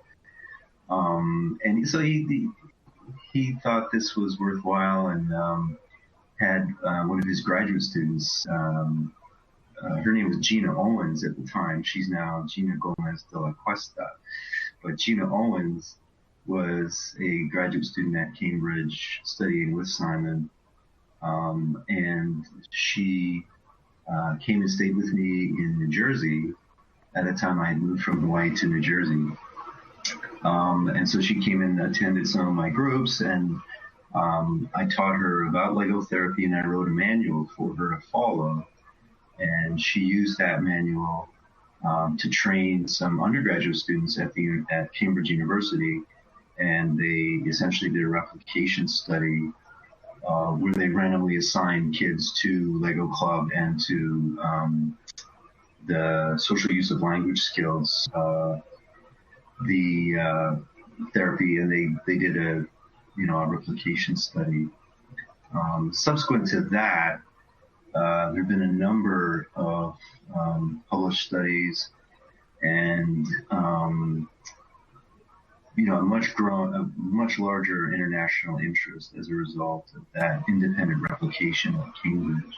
So people, I guess, decided it wasn't just me. It wasn't just me messing around in my Lego room, that other people could do this as well. And a number of people have done either similar studies or variations of it. There is currently a 3-university study in England with sort of a multi-site replication that will be published fairly soon. Supposed to come out in 2021. So I'm kind of anxious to see the results of that study. If anybody's interested, they can contact me about that. I can send you articles. But there's quite a large, well-funded bit of research going on right now at York, Sheffield, and Leeds universities in England. And they have a collaboration with Cambridge, and Gina Owens is also, or Gina Gomez de la Cuesta, is also collaborating on that project. After the manual was used by Gina for her replication study at Cambridge, we agreed to publish it. It was mainly Simon's idea to make the manual available to the public, I guess, because people know him. He's a very famous guy, and people were contacting him and asking him about Lego therapy all the time. He got tired of answering all the questions. So he said, well, we have to publish this manual, which we did. That's the it on the left there. Some people think that's me on the cover, but that's actually G.W. Krause, one of my former postdoctoral fellows, running a group. And Dr. Krause is a terrific guy and a great Lego therapist. He's now a captain in the U.S. Army and psychologist. He works at a pretty high level in the U.S. military.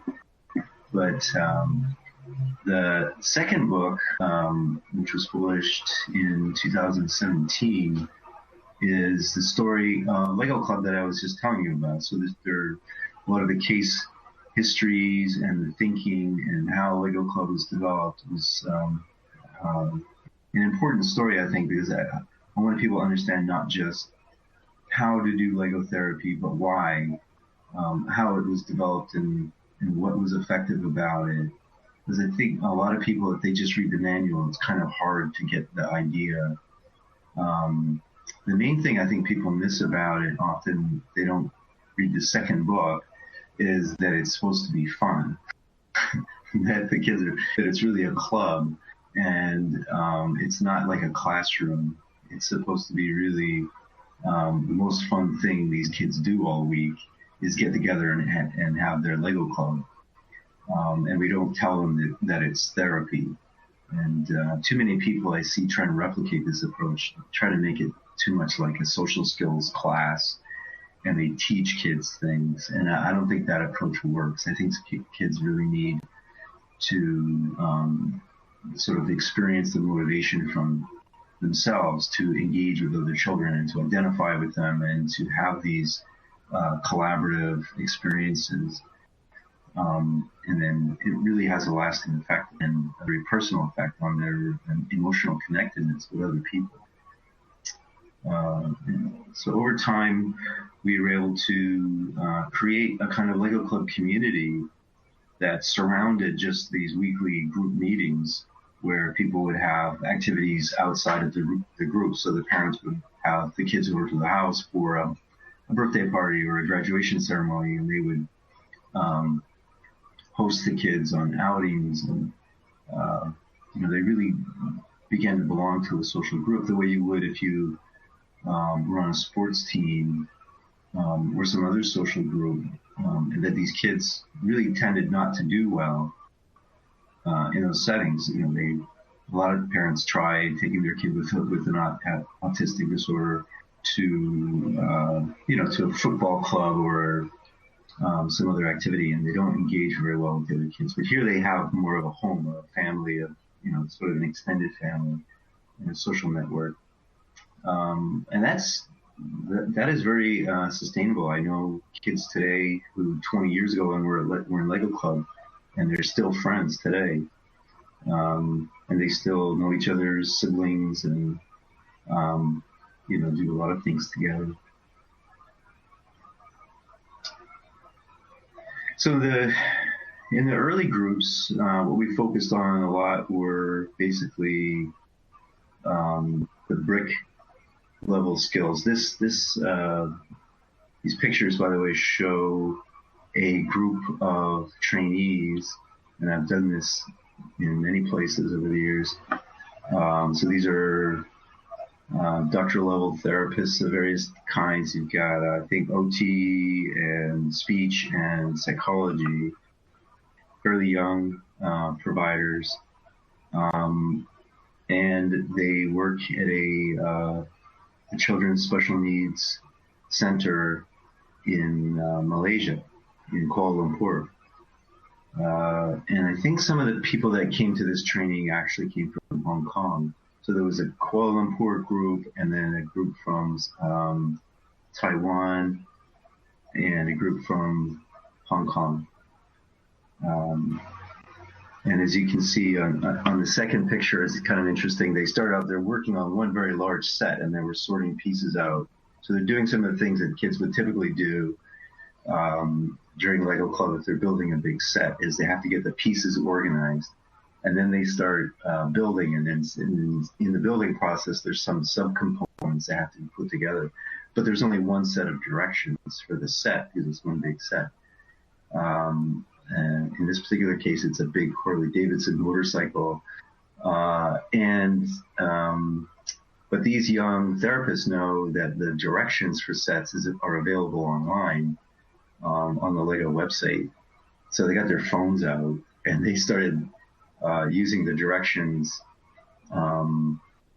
using their phones rather than just all huddling around the paper directions. But so the subset of skills that are necessary for putting sets together involve, getting the set out of the box, putting the pieces in trays, and that's very important because the pieces otherwise go skittering everywhere. We have had over the years, sometimes we've actually had special Lego building tables when we have little edges built up around the table so the parts don't fall off. And we have like a matting material on the table, almost like a pool table cloth, so that the pieces don't make so much noise. but invariably the building process involves sorting pieces into trays. If you have a lot of pieces, you typically use a tray to sort them. And then they learn how to, sort of sort pieces so that they're easier to find during the building process. They organize them. They figure out the amount of time that they're going to need to complete a set, and they organize the activity. Those are the kind of early skills that kids, when they first join a LEGO club, are working on. Over time, obviously, you go from putting sets together to creating freestyle. Some kids like to come in and they want to build their own things right away. And the other group members discourage that because they want the children to demonstrate that they have the core skills of being, a part supplier, like finding and sorting and giving people the right pieces. The builder, which is, basically putting pieces together accurately in the right order and quickly enough and with enough strength to keep the pieces firmly, set. And then, following the directions, like looking at the instructions and making sure that the pieces are put correctly and that things are getting done in the correct order. And then before they get to freestyle, now one of the things that happens as a result of set building when you do enough of it is you learn about how Lego is engineered, and you know what the functions of the pieces are, and quite often pieces can have many functions, but it's only through experience that you learn over time what you can use the pieces for and how to create sort of well-engineered freestyle creations. If you don't have that, quite often kids are pretty limited in what their freestyle creations are. They often don't look like much, and they don't have a good sort of engineering technology or integrity to them. But so initially, when kids come into the room, they're assigned sort of helper tasks, and then they demonstrate to the group that they can become a builder. And then they kind of get involved in freestyling once they've accomplished that level. And with freestyling, we don't let just kids come in and again do a solo activity, just sort of go off and build on their own. They have to pitch an idea to the group about what they want to build, and then the other group members have to participate. And so if they have an idea about something they want to build and the other kids think it's a good idea, then they can elicit the other group members to help them in their activity, and they get to be kind of the de facto leader on that project. And they can do that verbally, share an idea by just telling the group what they want to build. Some kids don't have very good language skills, and so they will sometimes just draw a picture or use some other kind of visual imagery through gestures or photos or something that they want to show them what they want to build. Like we've had kids come in with pictures of buildings that they particularly liked or wanted to build, or a vehicle that they've liked, and they want to replicate that in Lego. And so without having, the verbal ability to describe in detail what you want to do, they can still convey their idea and take over the leadership of a group. Typically, there's a lot of trading of favors, and over time, that's really important because the kids learn that they can be part of a group by being a leader, or they can be part of a group by also just contributing at lower levels, where they're just finding parts for someone's building. Say we have a Halloween's coming up, and kids will want to build a Halloween castle. And so they'll say, I want to build a spooky castle, and I need a lot of gray architecture bricks or gray and black. And so the other kids will go and find pieces that they think would be good in a spooky castle. And that's their contribution. That's their role in that moment. And someone else is maybe doing the engineering, and someone else is doing the building. And so they have this, interdependent collaboration on the project. And the result over time, though, is that they trade favors. So the next time a kid who was a helper previously on someone else's project will come in and they'll say, oh, I want to do a Christmas project. And, you remember I helped you with your Halloween castle, so can you please help me with mine? And they reciprocate.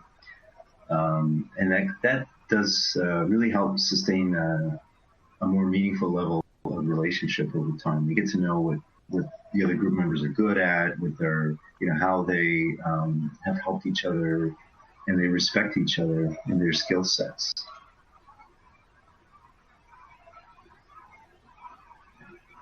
Now, at various times over the years, we've had different types of ways of encouraging appropriate behavior in the room. It hasn't really been a big part of Lego Club, mainly because the kids are motivated to participate, and they do it fairly well without, kind of heavy-handed behavioral change strategies. So I'm not going to get too much into that. But the basic idea over time was that it evolved from using Lego points or some of the kind of positive reinforcement for appropriate behavior into more of a peer-mediated rule system where the kids would just point out each other's behaviors, and they're encouraged by the therapists involved to do that. They just sort of comment on each other's behavior over time, and that's kind of the basis for the behavior approaches. It's I don't have a particular behavior strategy.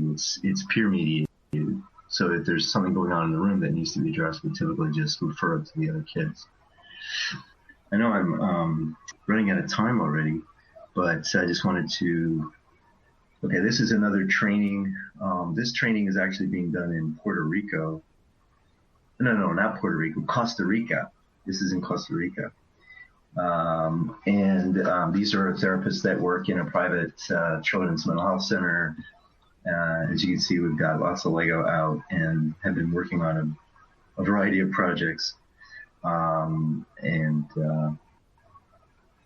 obviously I'm trying to teach them something. But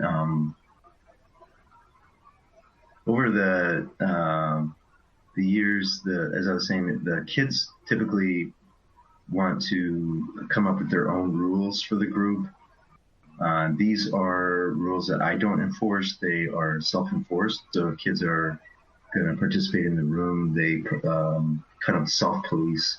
But it's good to have the rules available to them, so that these are typically posted in the room, and the kids just remind each other about the rules. Here's another shot from my Costa Rican group. As you can see, they're actually built a film set, so that scene that you see there is actually used in the stop-motion animated film that group has written a script for, and they're working on making a movie. The rules of cool were kind of a set of informal, unspoken rules about social behavior that over time the kids learned to kind of reward each other for. Initially, we did it kind of formally with Lego points. Then over time, it just became kind of a way of socially acknowledging each other. And that became really an important part of the group, was the peer recognition of appropriate social behavior. And we just sort of, over time, came up with an informal set of ways of being cool with each other. Was, okay, that was cool. It was nice the way you shared, or it was nice the way you, helped so-and-so out on a project. So eventually I did write up that set of rules. There's one of my other Lego therapists now. This is Jonathan. This is me giving him his training certificate. Just like in Lego Club, we give certificates for the levels of being a Lego builder, Lego creator, Lego master. And we worked up to the Lego, after Lego master, you become a Lego genius. And then we have another level called the Lego Legends. And Lego Legends are kids who have graduated from Lego Club, but they still want to come, so they come back to the groups as my helpers. But we also have levels of Lego training for the therapists. This is an example of some of the rules that the kids learn. I don't use this too much in groups myself. I kind of keep it informal. But some of the parents especially like to have a set of rules that they know the kids are following. But I think I'm running out of time, so maybe I should skip a lot of the rest of this stuff, which is fairly technical, and then jump to questions. Hello? Hello? Do you hear us? Yeah, it's hard to kind of gauge where I should be given the absence of feedback. Can you see us? Hold on, let me minimize this.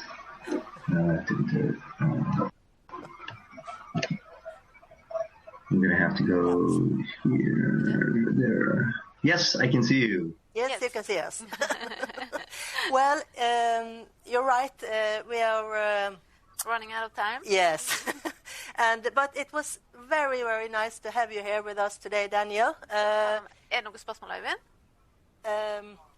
And we, it's about 200 people who have heard you today.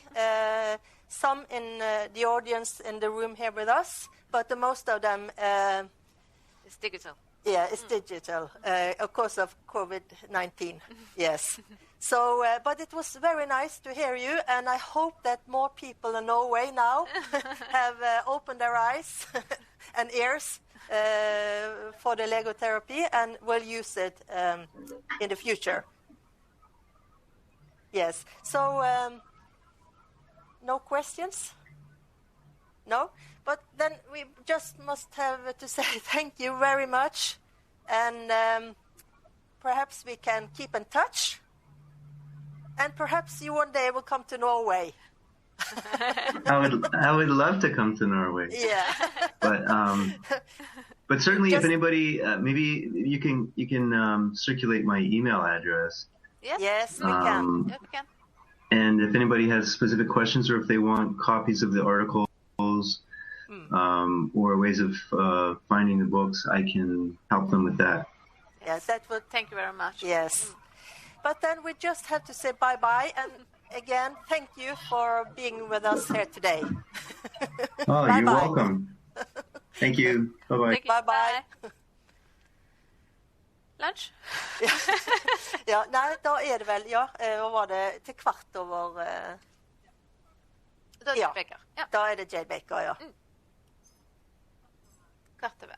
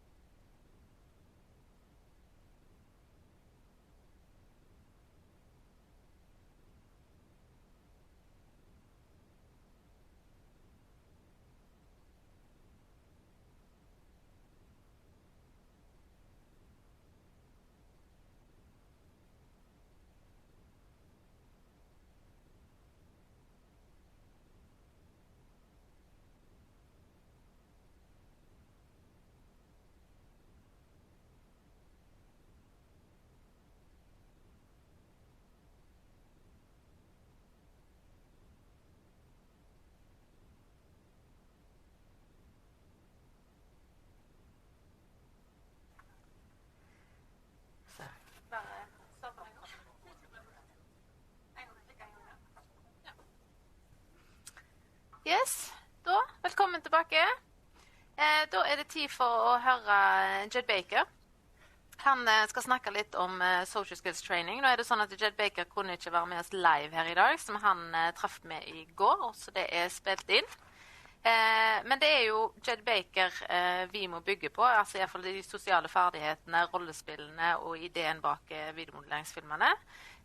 Så vi veldig spente på å høre hva han skal si i dag. Ja, så da bare kjører vi i gang? Ja, da kjører vi i gang. Hello, Norway. I'm so happy to be part of the launch for ViMo, and perhaps some of you may know the book that I have out here, Social Skills Training, was formed the basis of some of the skills training in ViMo, so I'm very excited to be part of this. I wanted to give you guys today a map of the territory of social skills training from my point of view.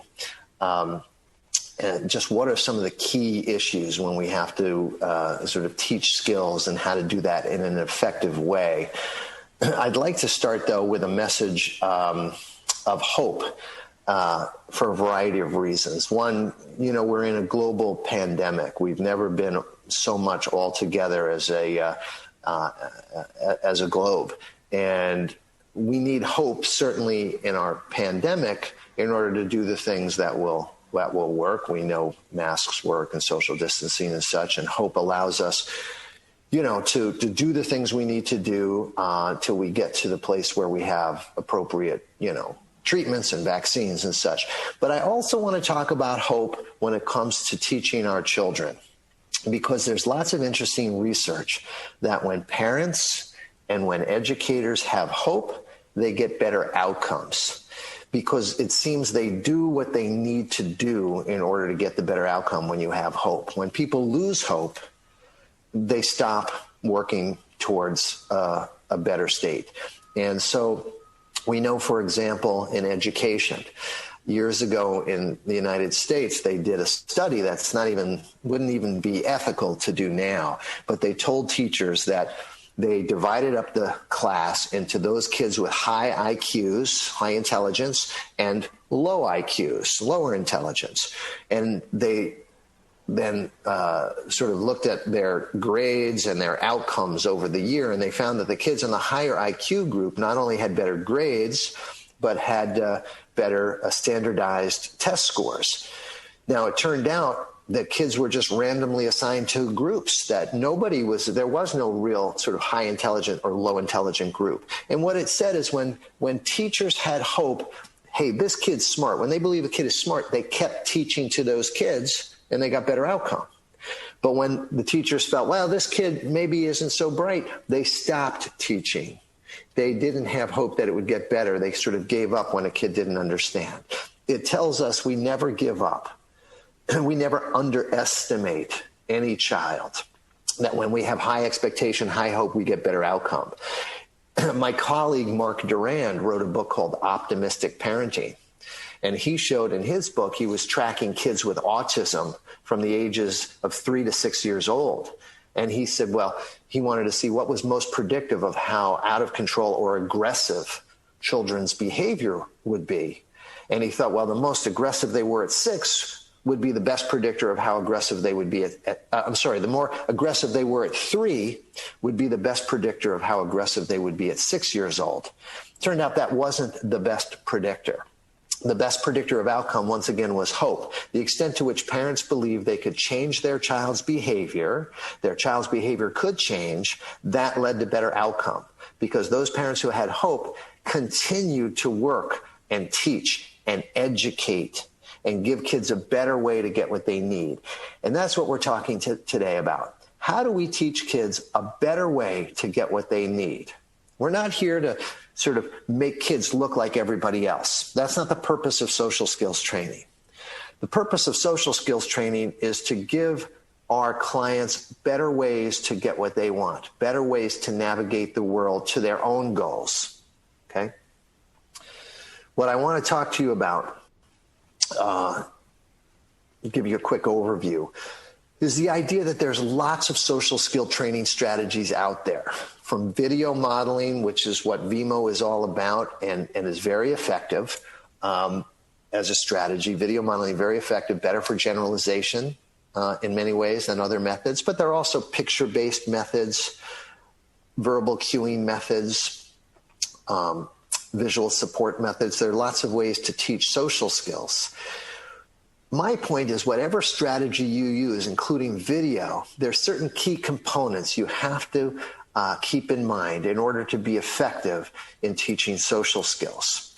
So the first key component that needs to be addressed is, how do you decide what you're going to teach? How do you figure out, of all the things one could teach a student, what do you teach? What do you zero in on? And so we'll talk a little bit about how we assess a child's behavior in their environment. Where are they interacting? Where do they hope to be successful? What's in the way of that success? And that's what we target.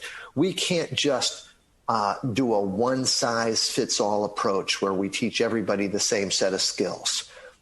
That's a waste of time in some ways. We have to figure out what does that particular child need in that particular setting in order to be successful.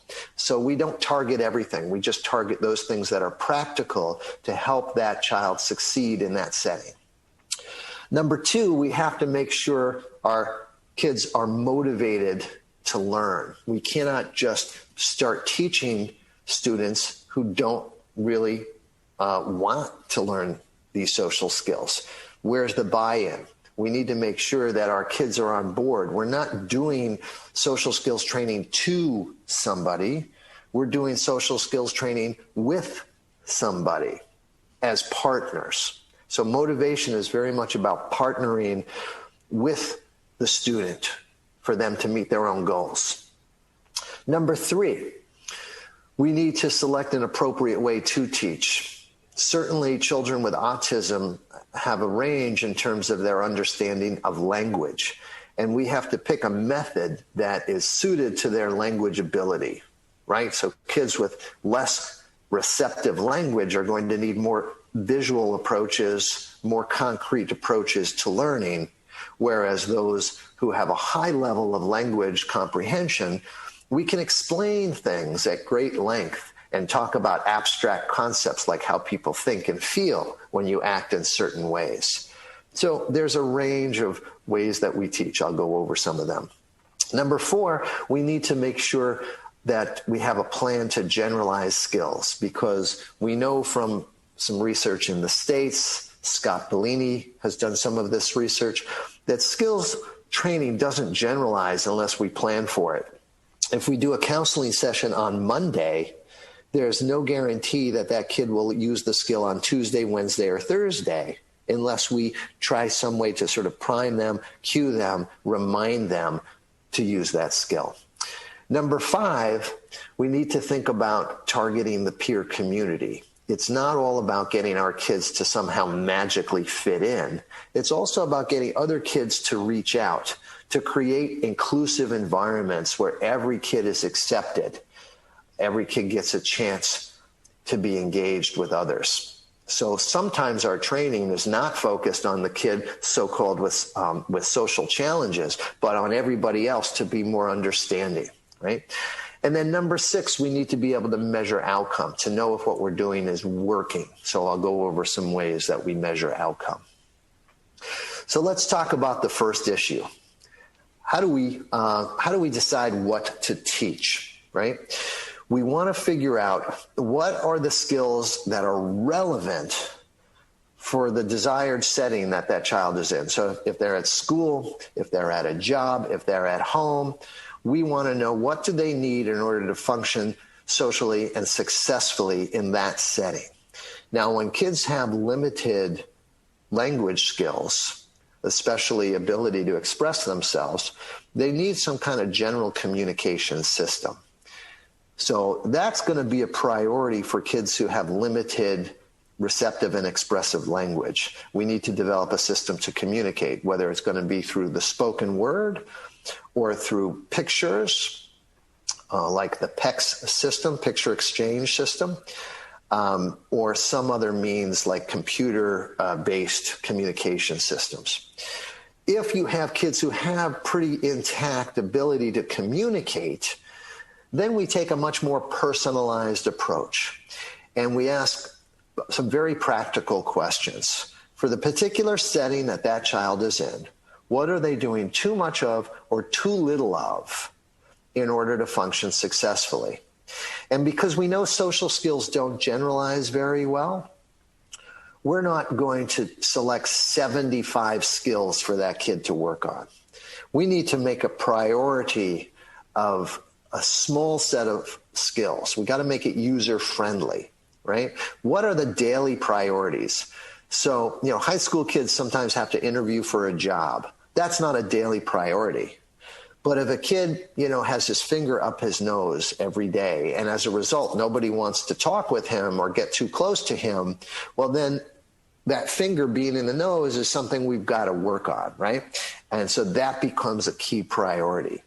So we ask that question. What are they doing too much of or too little of? I send out questionnaires to parents and teachers with a long list of skills, and I ask these questions. What is this child doing too much of or too little of on a daily basis that might interfere with social functioning? Now, too much of are generally disruptive behavior. Maybe they get very frustrated easily with work and they become verbally or physically aggressive. Or maybe they become verbally or physically aggressive when they have to wait or they can't get what they want immediately. There's some kind of disappointment. Or they make a mistake with something or lose a game, right? And they become verbally or physically aggressive. That's a too much behavior. Talking endlessly about your interests, whether someone's interested or not, is a too much behavior, okay? Now, there are too little behaviors, like not knowing how to initiate a conversation or initiate play with others or respond to other people's questions or ask for help. Those are missing skills, too little. So we interview parents, we interview teachers, and we interview the child to try to get that information. Once we have some ideas of a number of those targets that we're concerned about, we go and observe the child. So I remember having a kid, and all the parents and teachers said, this kid doesn't play with anybody at recess or at lunch, but he says he wants friends. That's his goal. He'd like to have friends, but he doesn't interact with anybody at social times. So we got that information from the interview and from questionnaires, and then we went to observe him in a social environment. We went out at recess and at lunch in school, and we looked at what we call the ABCs of behavior, right? Behaviorists refer to antecedent, behavior, consequence, English translation, before, during, and after. Basically, a snapshot of this kid at recess. We want to see what happens before. Okay, he's out at recess, everybody's playing. What does he do? He's off by himself, right? He's not doing, he's making these kind of weird poses off to the corner and not interacting with anybody else. Okay, so we confirmed, in fact, that this is a kid who, during these social settings, when everyone else is playing, he disappears and goes off by himself and does these interesting physical poses.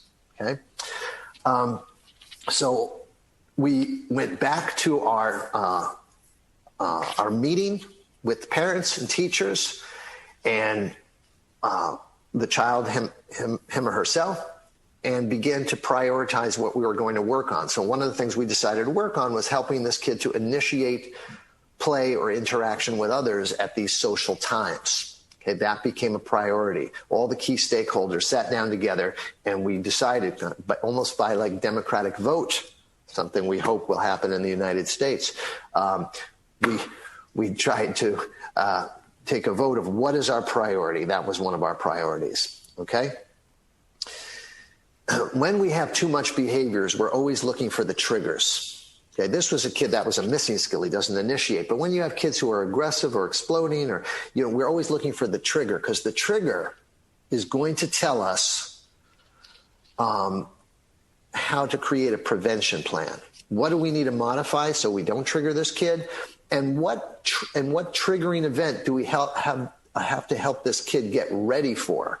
It leads us to the skill. So I want to lay out for you some very common triggers. I talk about all these in my No More Meltdown book. These are some common triggers that set off our kids. When you know what the trigger is, you may know what skill to teach them or you may know how to modify the environment to make it less likely for the problem to occur. So one of them is internal issues. Everywhere this kid goes, they're having more problems over the last couple of days. There may be an internal trigger. They're taking it everywhere they go, like being starving, hungry, tired, not feeling well, or having an internal psychological problem like grief or loss. Maybe a parent died or somebody in their family died, and everywhere they go, they're at a greater level of upset, okay?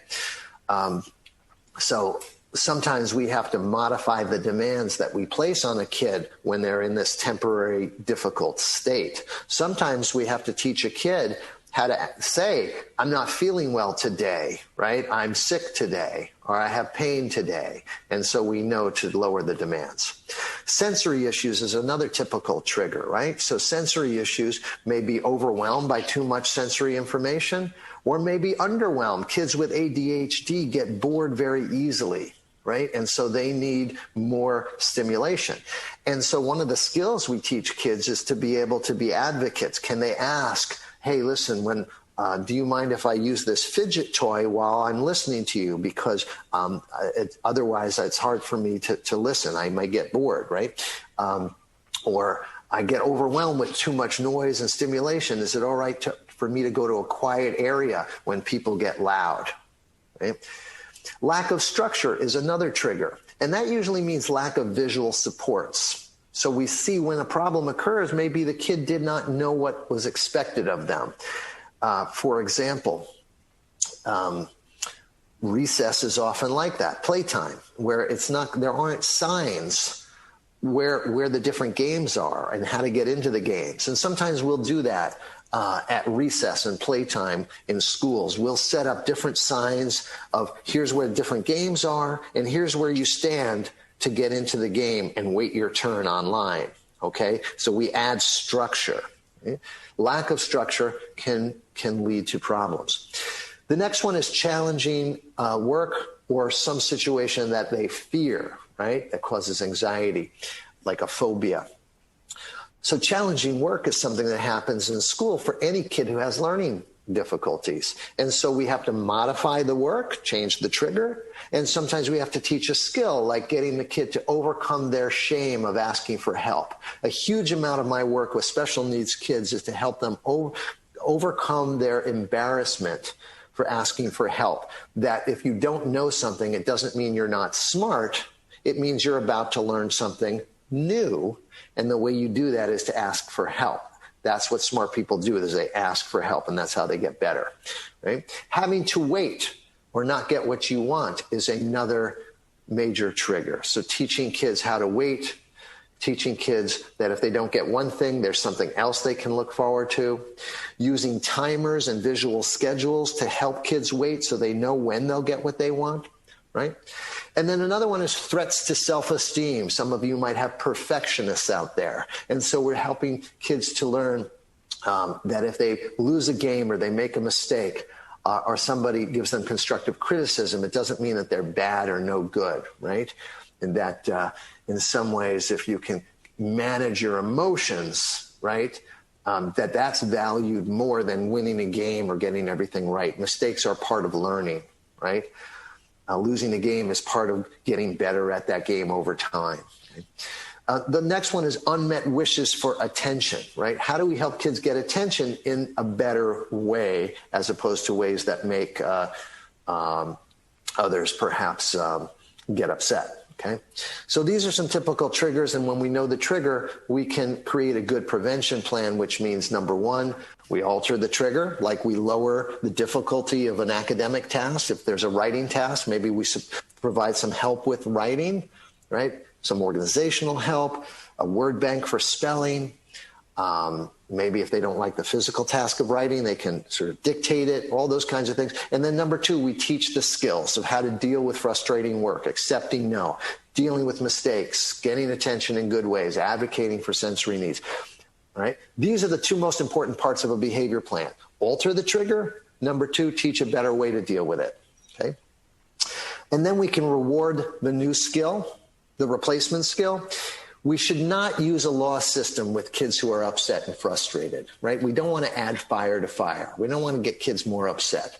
Sometimes we might consider a loss system if a kid is out of control with positive emotions, where they might lose a reward, but not with kids who are upset. We got to avoid that.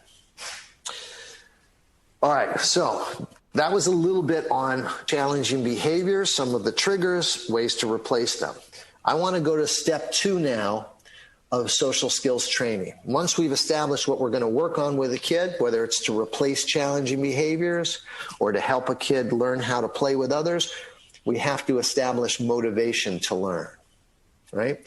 Let's go back to our example of the kid who was at recess and he wasn't playing with any other kids. And that became our priority, one of the things we wanted to teach. And he's out there making these weird poses, right? So one way to motivate him, a traditional way to motivate him, is maybe we try to teach him how to play with the other kids at recess. Like we teach him how to play tag, where he runs around and has to tag people, right?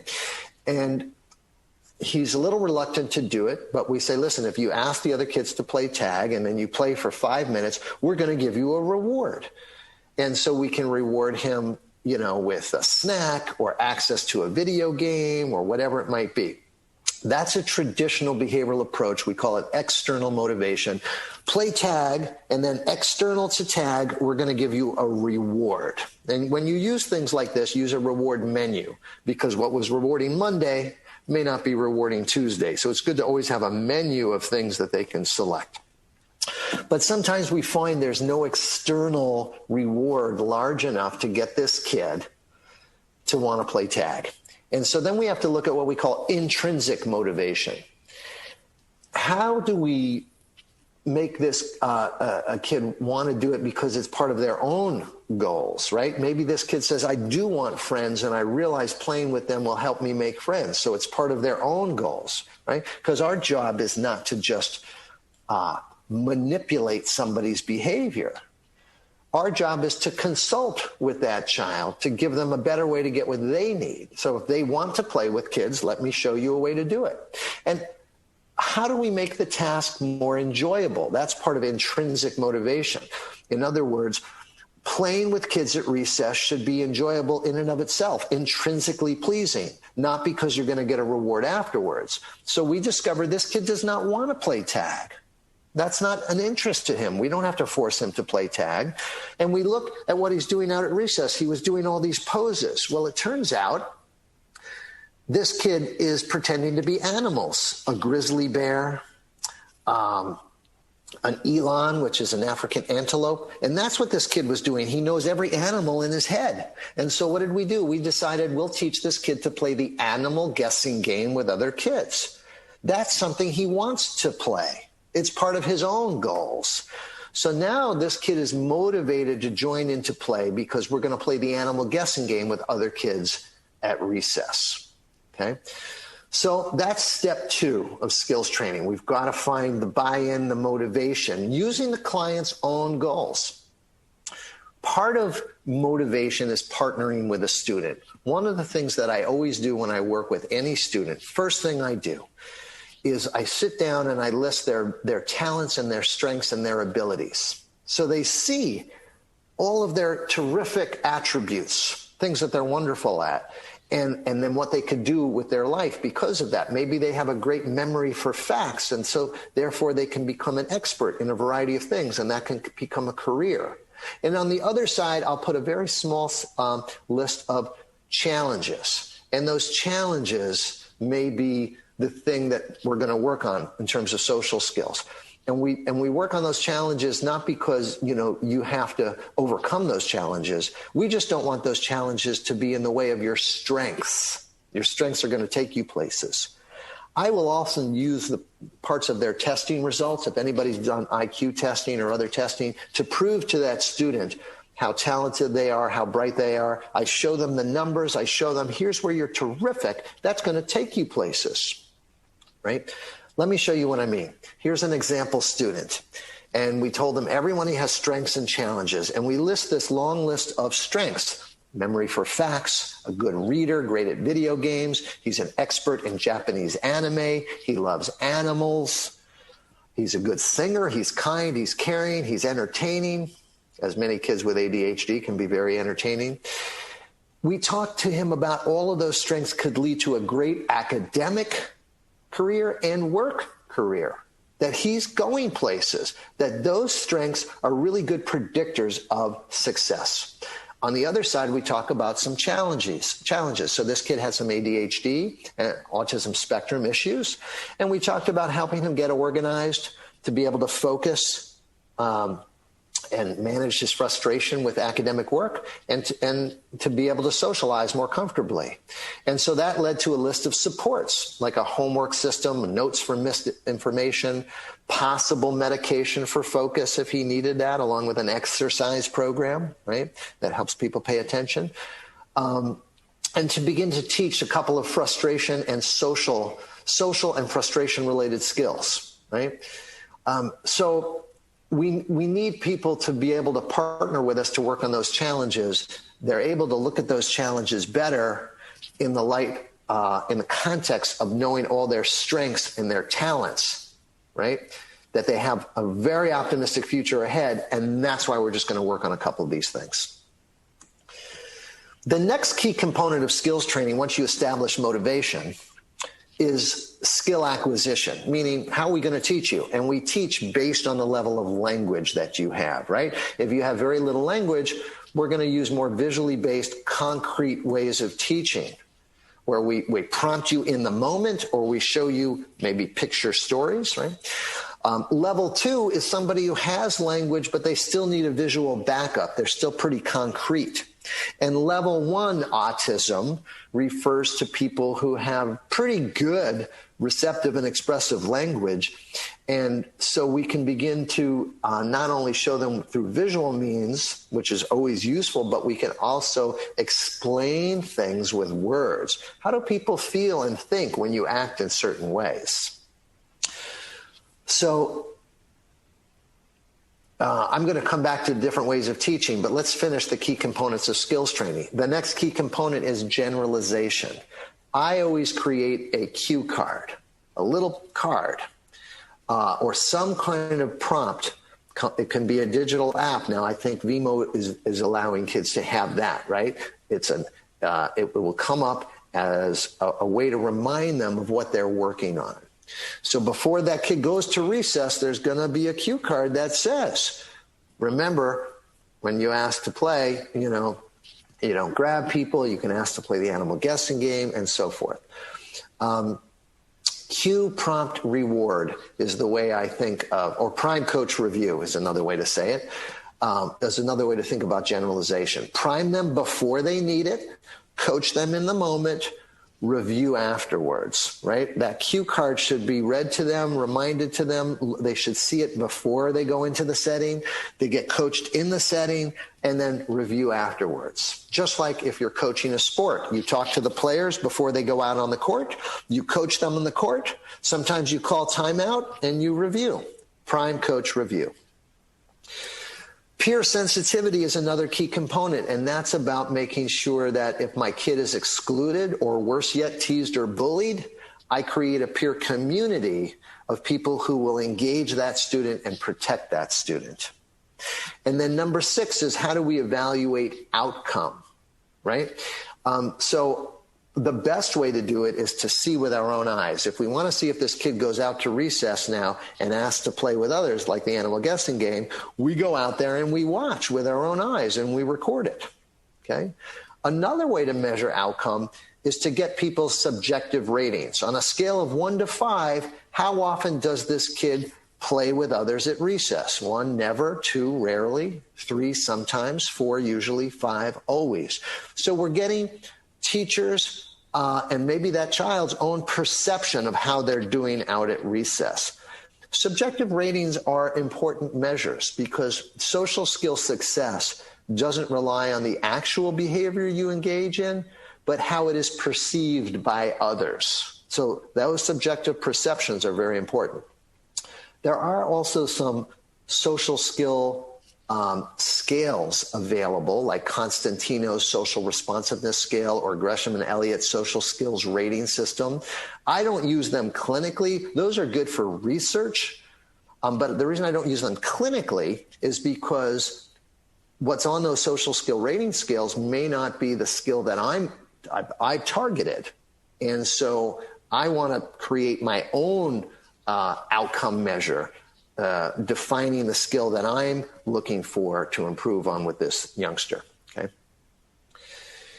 So when we talk about the autism spectrum, we're talking about two general symptom categories: social communication difficulties and a repetitive pattern of behavior.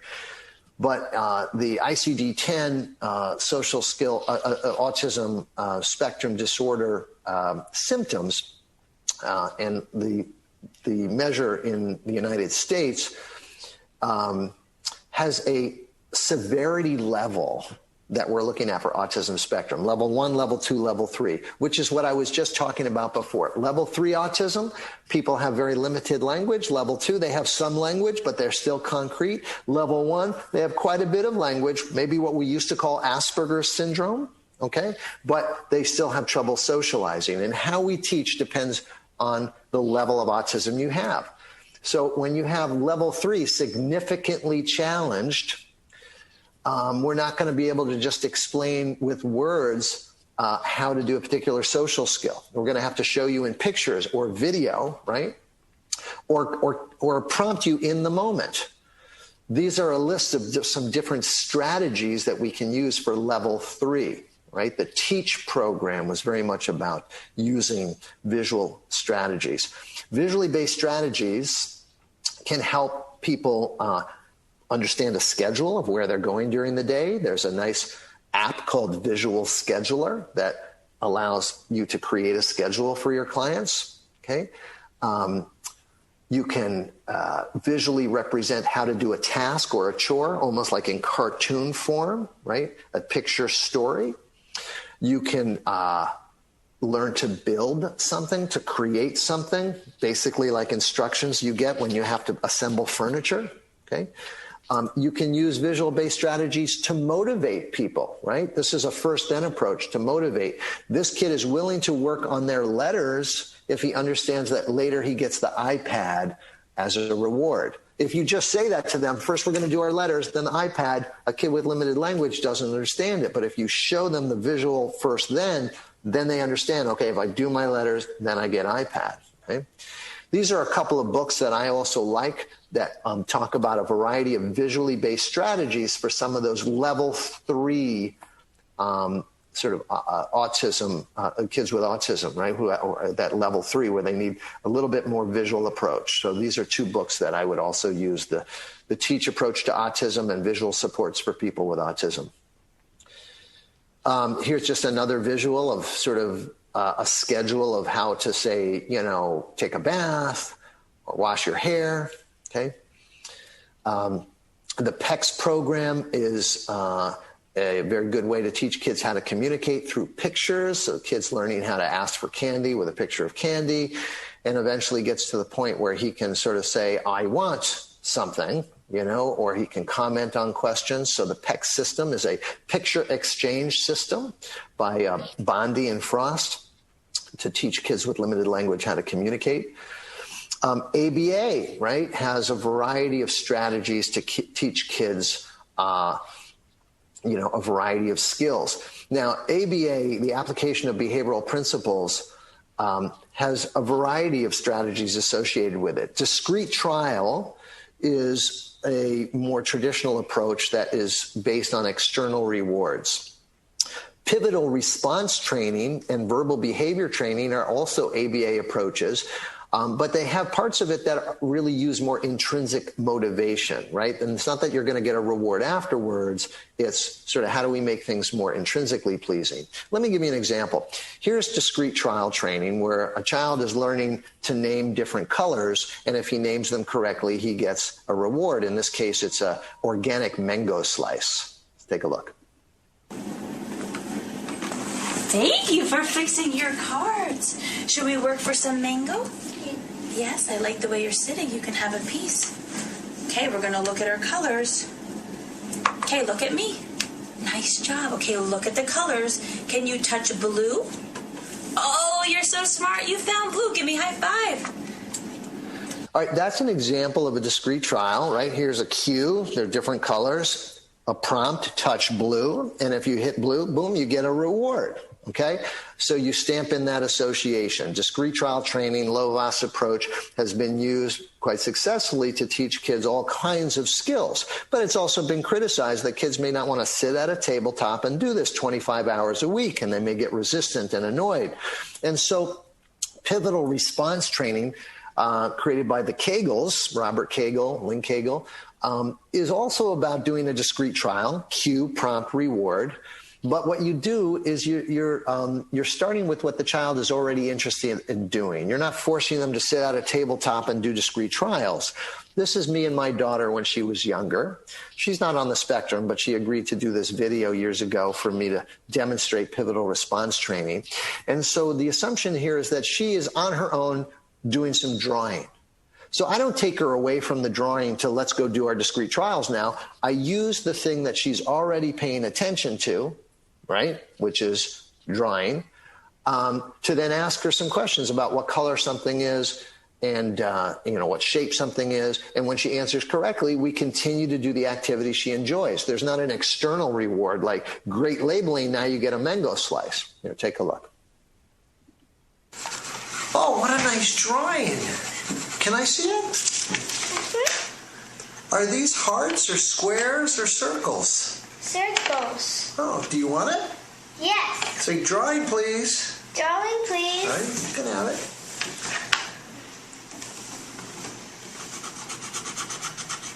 Oh, nice color. Can I see this? Yes. What color is this? Blue. Do you want the blue? Blue, please. Here you go. The take-home message is start with where the child is already paying attention and use that to do your instruction. Now, that requires a little improvisational skill, but you're going to get more motivation potentially because you're starting where the kid is already paying attention. Verbal behavior training has many parts. The first part is called MAND training, which is really about helping kids to begin to request either objects or request activities or request certain actions. In this case, this young man has chosen to draw, but in order to draw, he has to request a magic marker that my clinical coordinator has essentially stolen in order to create the motivation for him to communicate. Okay. Let's do some more coloring. Here. Can you put your hands on the paper? Oh, these colors. Oh, sure, you can have the brown marker. Nice asking. Take-home message. We don't just anticipate the needs of all of our children. Sometimes we use that need to create motivation for them to communicate, right? So we didn't say, hey, great job, here's a mango slice. It was, here's the, magic marker for you to draw. Okay, so these are some ABA approaches. The Early Start Denver model is an approach that combines behavioral approaches with a play-based approach. Geraldine Dawson, Sally Rogers created a well-documented, evidence-based program to teach parents how to play with their kids in that sort of 0 to 4-year-old range, early intervention. And they taught parents how to play with their kids. And their theme is look for the smile. If you can create fun, your kid will want to interact with you, okay? And so they have a book out called The Early Start Denver Model that if you want to know more about this approach, I would suggest you take a look at, okay? So this is one, again, that uses sort of intrinsic motivation. How do I make my interaction fun enough that the child wants to interact with me, right?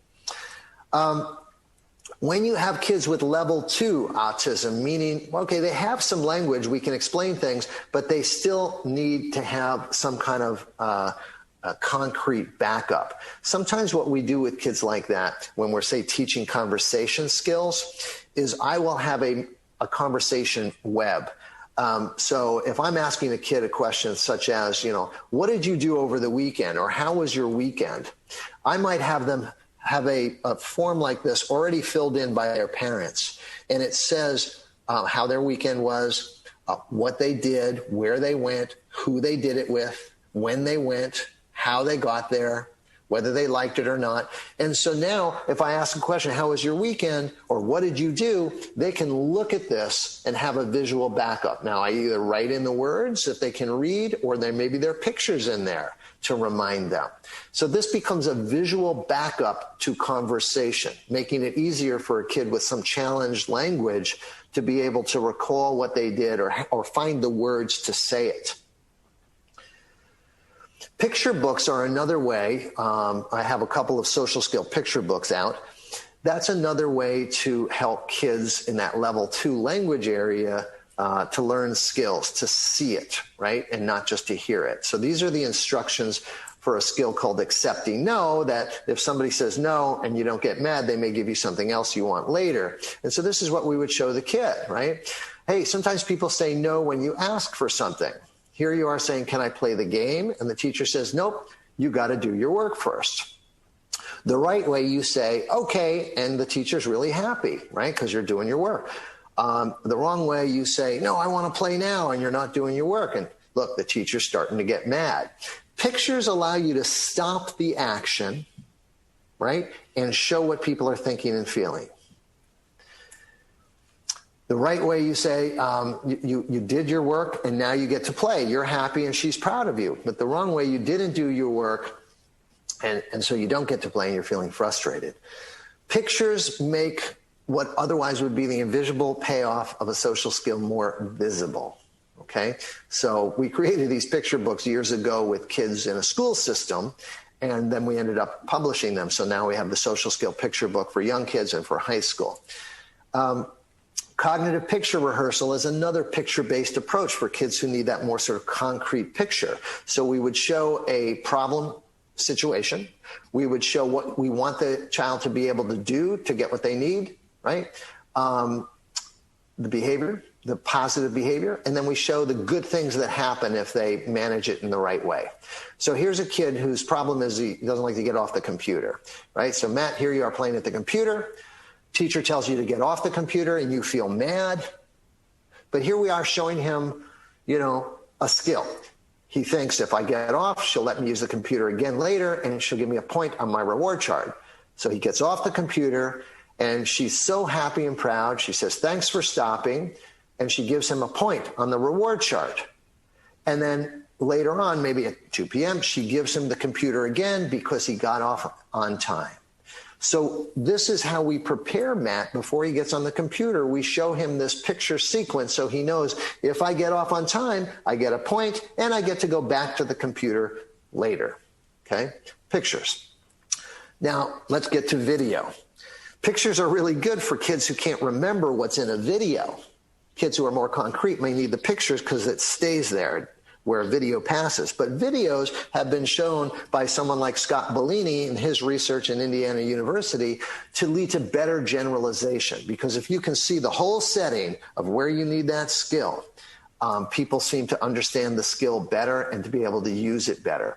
So that's what ViMo is all about.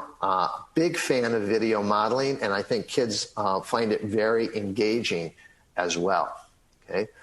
Now, we also do some video self-modeling where kids are the star of their own video. So sometimes we'll have kids make their own video, but that, requires some technology issues, and something like ViMo is a program that's already set for you. Okay? Level 1. When you have level 1 kids, you can now add to what you're doing. You could still and should still do video modeling, but you can add to your verbal explanation of how people think and feel when you do something.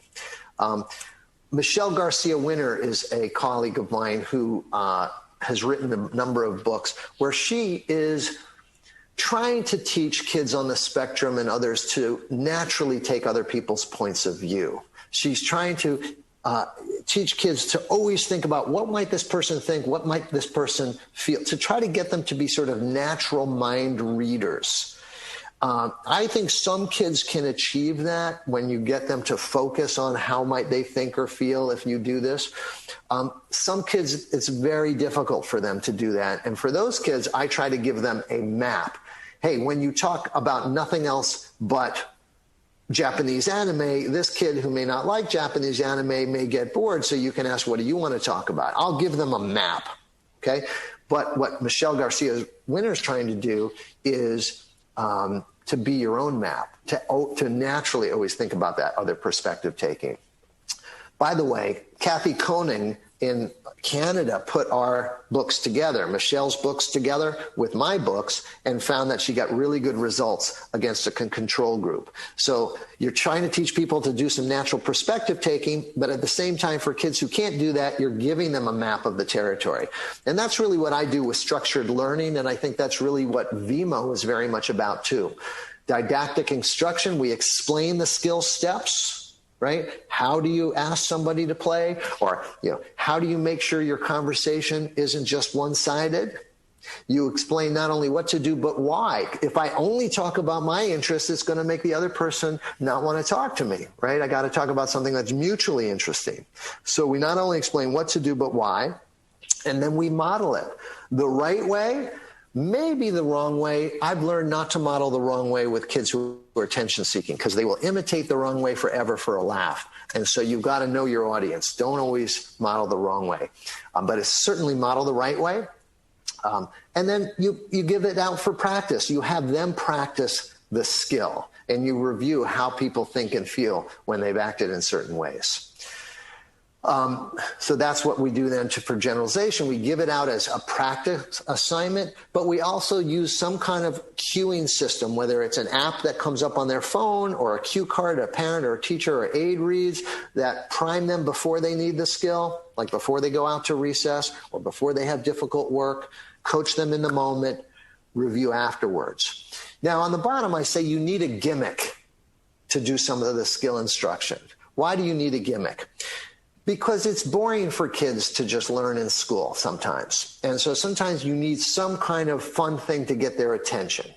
And so usually in my social skill lessons, I do some activity that grabs their attention. Now I've got their attention, and I teach them the skill. Okay? I think video in it itself is engaging enough, and my picture books in and of itself are engaging enough that that's enough to get their attention. But if I sit in a lecture like I'm doing now, that's not enough to get kids' attention, okay? Let's see. I'll just show you a couple quick conversation skills that we think about for kids who talk endlessly about their interest, as well as kids who don't talk at all. But they can, but they don't. Both need basic ways to start and maintain conversations in an interactive way, okay? So we teach this sort of asking questions and telling on topic to keep a conversation going. Whatever somebody says, you can ask a who, what, where, when question, or you can comment on what they said. We teach ways to start conversations about the present. Hey, what are you guys doing? The past. Hey, how was your weekend? The future. What are you going to do after school? And maybe the most important one, which is to ask about something you know about the other person. A recent Harvard study showed that when you ask people, not a generic question, how are you, but a more pointed question, how's your job at the coffee store? Or how is your dog doing? I know you said your dog wasn't well. When you ask about a specific thing, it makes you more likable, according to this Harvard study, because it shows that you're actually thinking about the other person. And then we have some skills to get to know new people, things you can ask them about, like where they're from, what they like to do for fun, whether they have a big family, et cetera, and so on.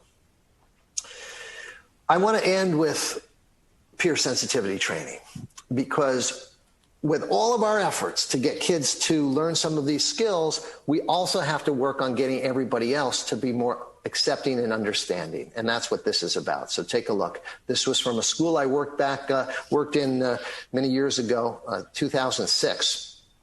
So take a look. Last night we met some young people who have a form of autism called Asperger's syndrome, gentle, vulnerable children who had become the targets of constant taunts from classroom bullies because they are different. Tonight, ABC's John Donvan looks at how one school has found a creative way to help protect these children and teach everyone something in the process. Middle school, where the worst thing when you're one of the different kids, as Noah Orant is, the worst thing is the other kids. In my old school, I never had many friends.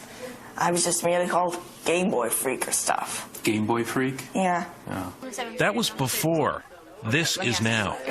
On a scale from 1 to 10, how happy would you be here? Let's do our conversation game. Here's what we're going to do, guys. This year, Noah attends Millburn, New Jersey Middle School, where psychologist Jed Baker is proving that the best protection for kids like Noah, who was bullied for years for his disability, Asperger's syndrome, a form of high-functioning autism, the best protection is the other kids. What's your favorite game to play? Can't tell. Can't tell? Secret. It's a secret. I'm just kidding. I think it's cool, like, that even though they're not like me, I can still have things in common with them. Baker has recruited Becca and other kids as essentially his assistants in teaching Noah and Eli social skills that Asperger's makes so challenging for them, like simple conversation. It's benefiting all students to really respond to the needs to teach kids the social, emotional skills.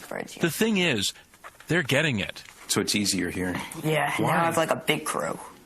You have a huge crew now? Yeah, a lot of friends. Good, good.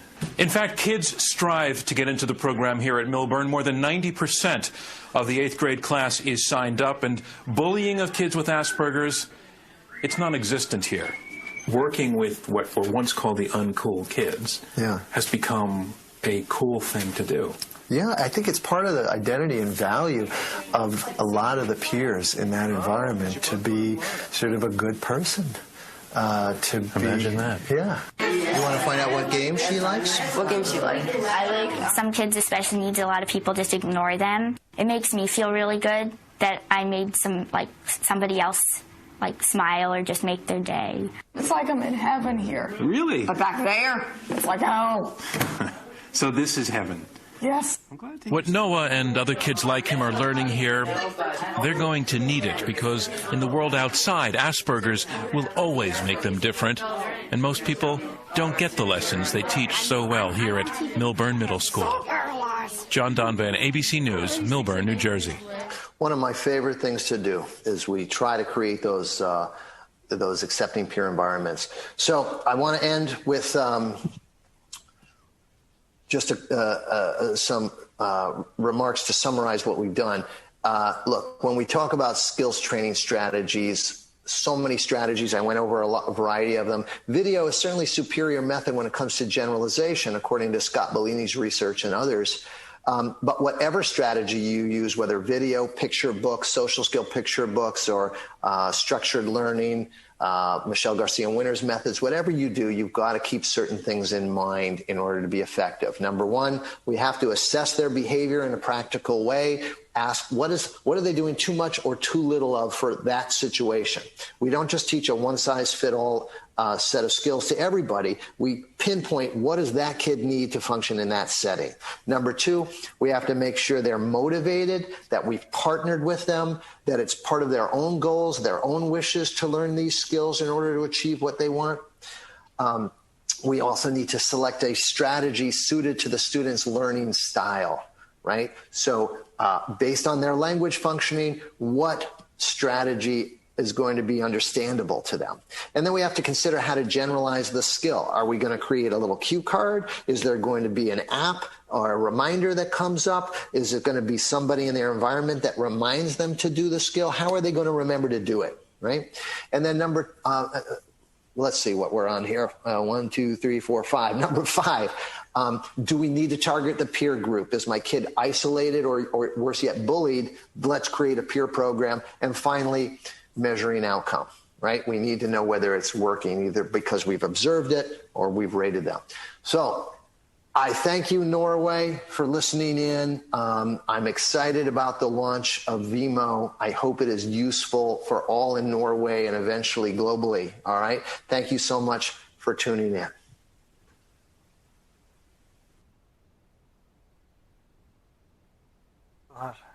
Da hører alle sammen meg. Ja, da vi vel kommet til slutten på starten. Det nå det begynner, så det blir veldig spennende i tiden fremover å se i hvilken grad vi klarer å få dette her til å bli tatt i bruk. Det jo først da vi ser verdien av det. Her ligger jo et veldig stort potensial, det jeg ganske sikker på. Og så det jo sånn at i dag har vi fått et liten smakebit. Ingeborg og Maria har gitt oss en introduksjon til verktøyet. Det synes jeg var veldig interessant. Jeg synes Daniel hadde mange gode betraktninger, og det burde jo kunne bli mange legogrupper rundt i Bergen og i de norske store byene. Og Jed Baker kom med mange gode betraktninger rundt hvordan man kan få satt i gang sosial ferdighetstrening i grupper. Så jeg synes det har vært en veldig fin dag. Dette hadde vi ikke fått til uten Ingeborg og Marie, så vi har en liten oppmerksomhet til dere to. Så vet jeg at Margrethe også har lyst til å si noe. Så, ja.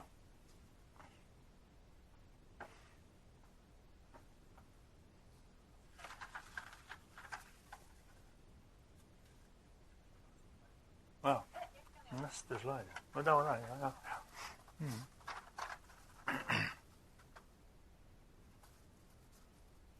ja. Ja, da bare komme. Vi tar en liten markering her til to av dere to som har gjort en sånn kjempejobb. Så vær så god. Får gjerne si noen ord. Ja, så vil jeg først si tusen takk til dere som faktisk har arrangert denne lanseringen. Det har gått 5 år, og jeg må si jeg er kjempeimponert over hvor sluttproduktet er blitt. Det er utrolig... Jeg sier, det har gått 5 år, og jeg er kjempeimponert over hvor sluttproduktet er blitt. Det har vært et fantastisk engasjement, og jeg må si jeg er ikke minst superstolte over de 2 fantastiske kollegene som vi har i Helse Fonna, i habiliteringsavdelingen. Så tusen hjertelig takk til Siv, Ingeborg, for et fantastisk engasjement. Og det er klart det er mye idealisme her. Så tusen takk, og takk til Youwell. Det har vært, hva skal jeg si, spennende å komme inn på sidelinja. Jeg har kun vært med det siste året, men jeg har hatt mye skryt, og det har vært et godt samarbeid. Så tusen takk. Ja, takk skal du ha. Yes. Ja, skal vi... Oi. Det var veldig kjekt. Du skulle fått en klem, men dere. Men det får bli en annen dag.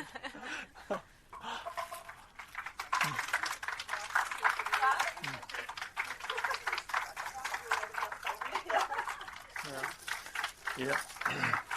Vi hadde vel også noe her.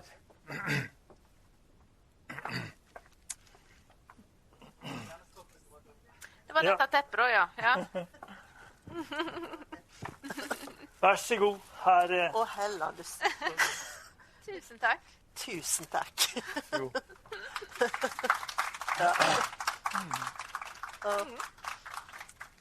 Ja, da er vi ferdig. Ja, vi får bare si takk vi også. Tusen takk for godt samarbeid så langt, og jeg regner med at det blir litt videre også, sånn sett. Så, vi tror på det. Ja, vi gir oss ikke helt enda. Nei. Ok. Super. Ja, takk for alle som møtte fram. Ja. Takk. Og ha det bra. Ha det bra.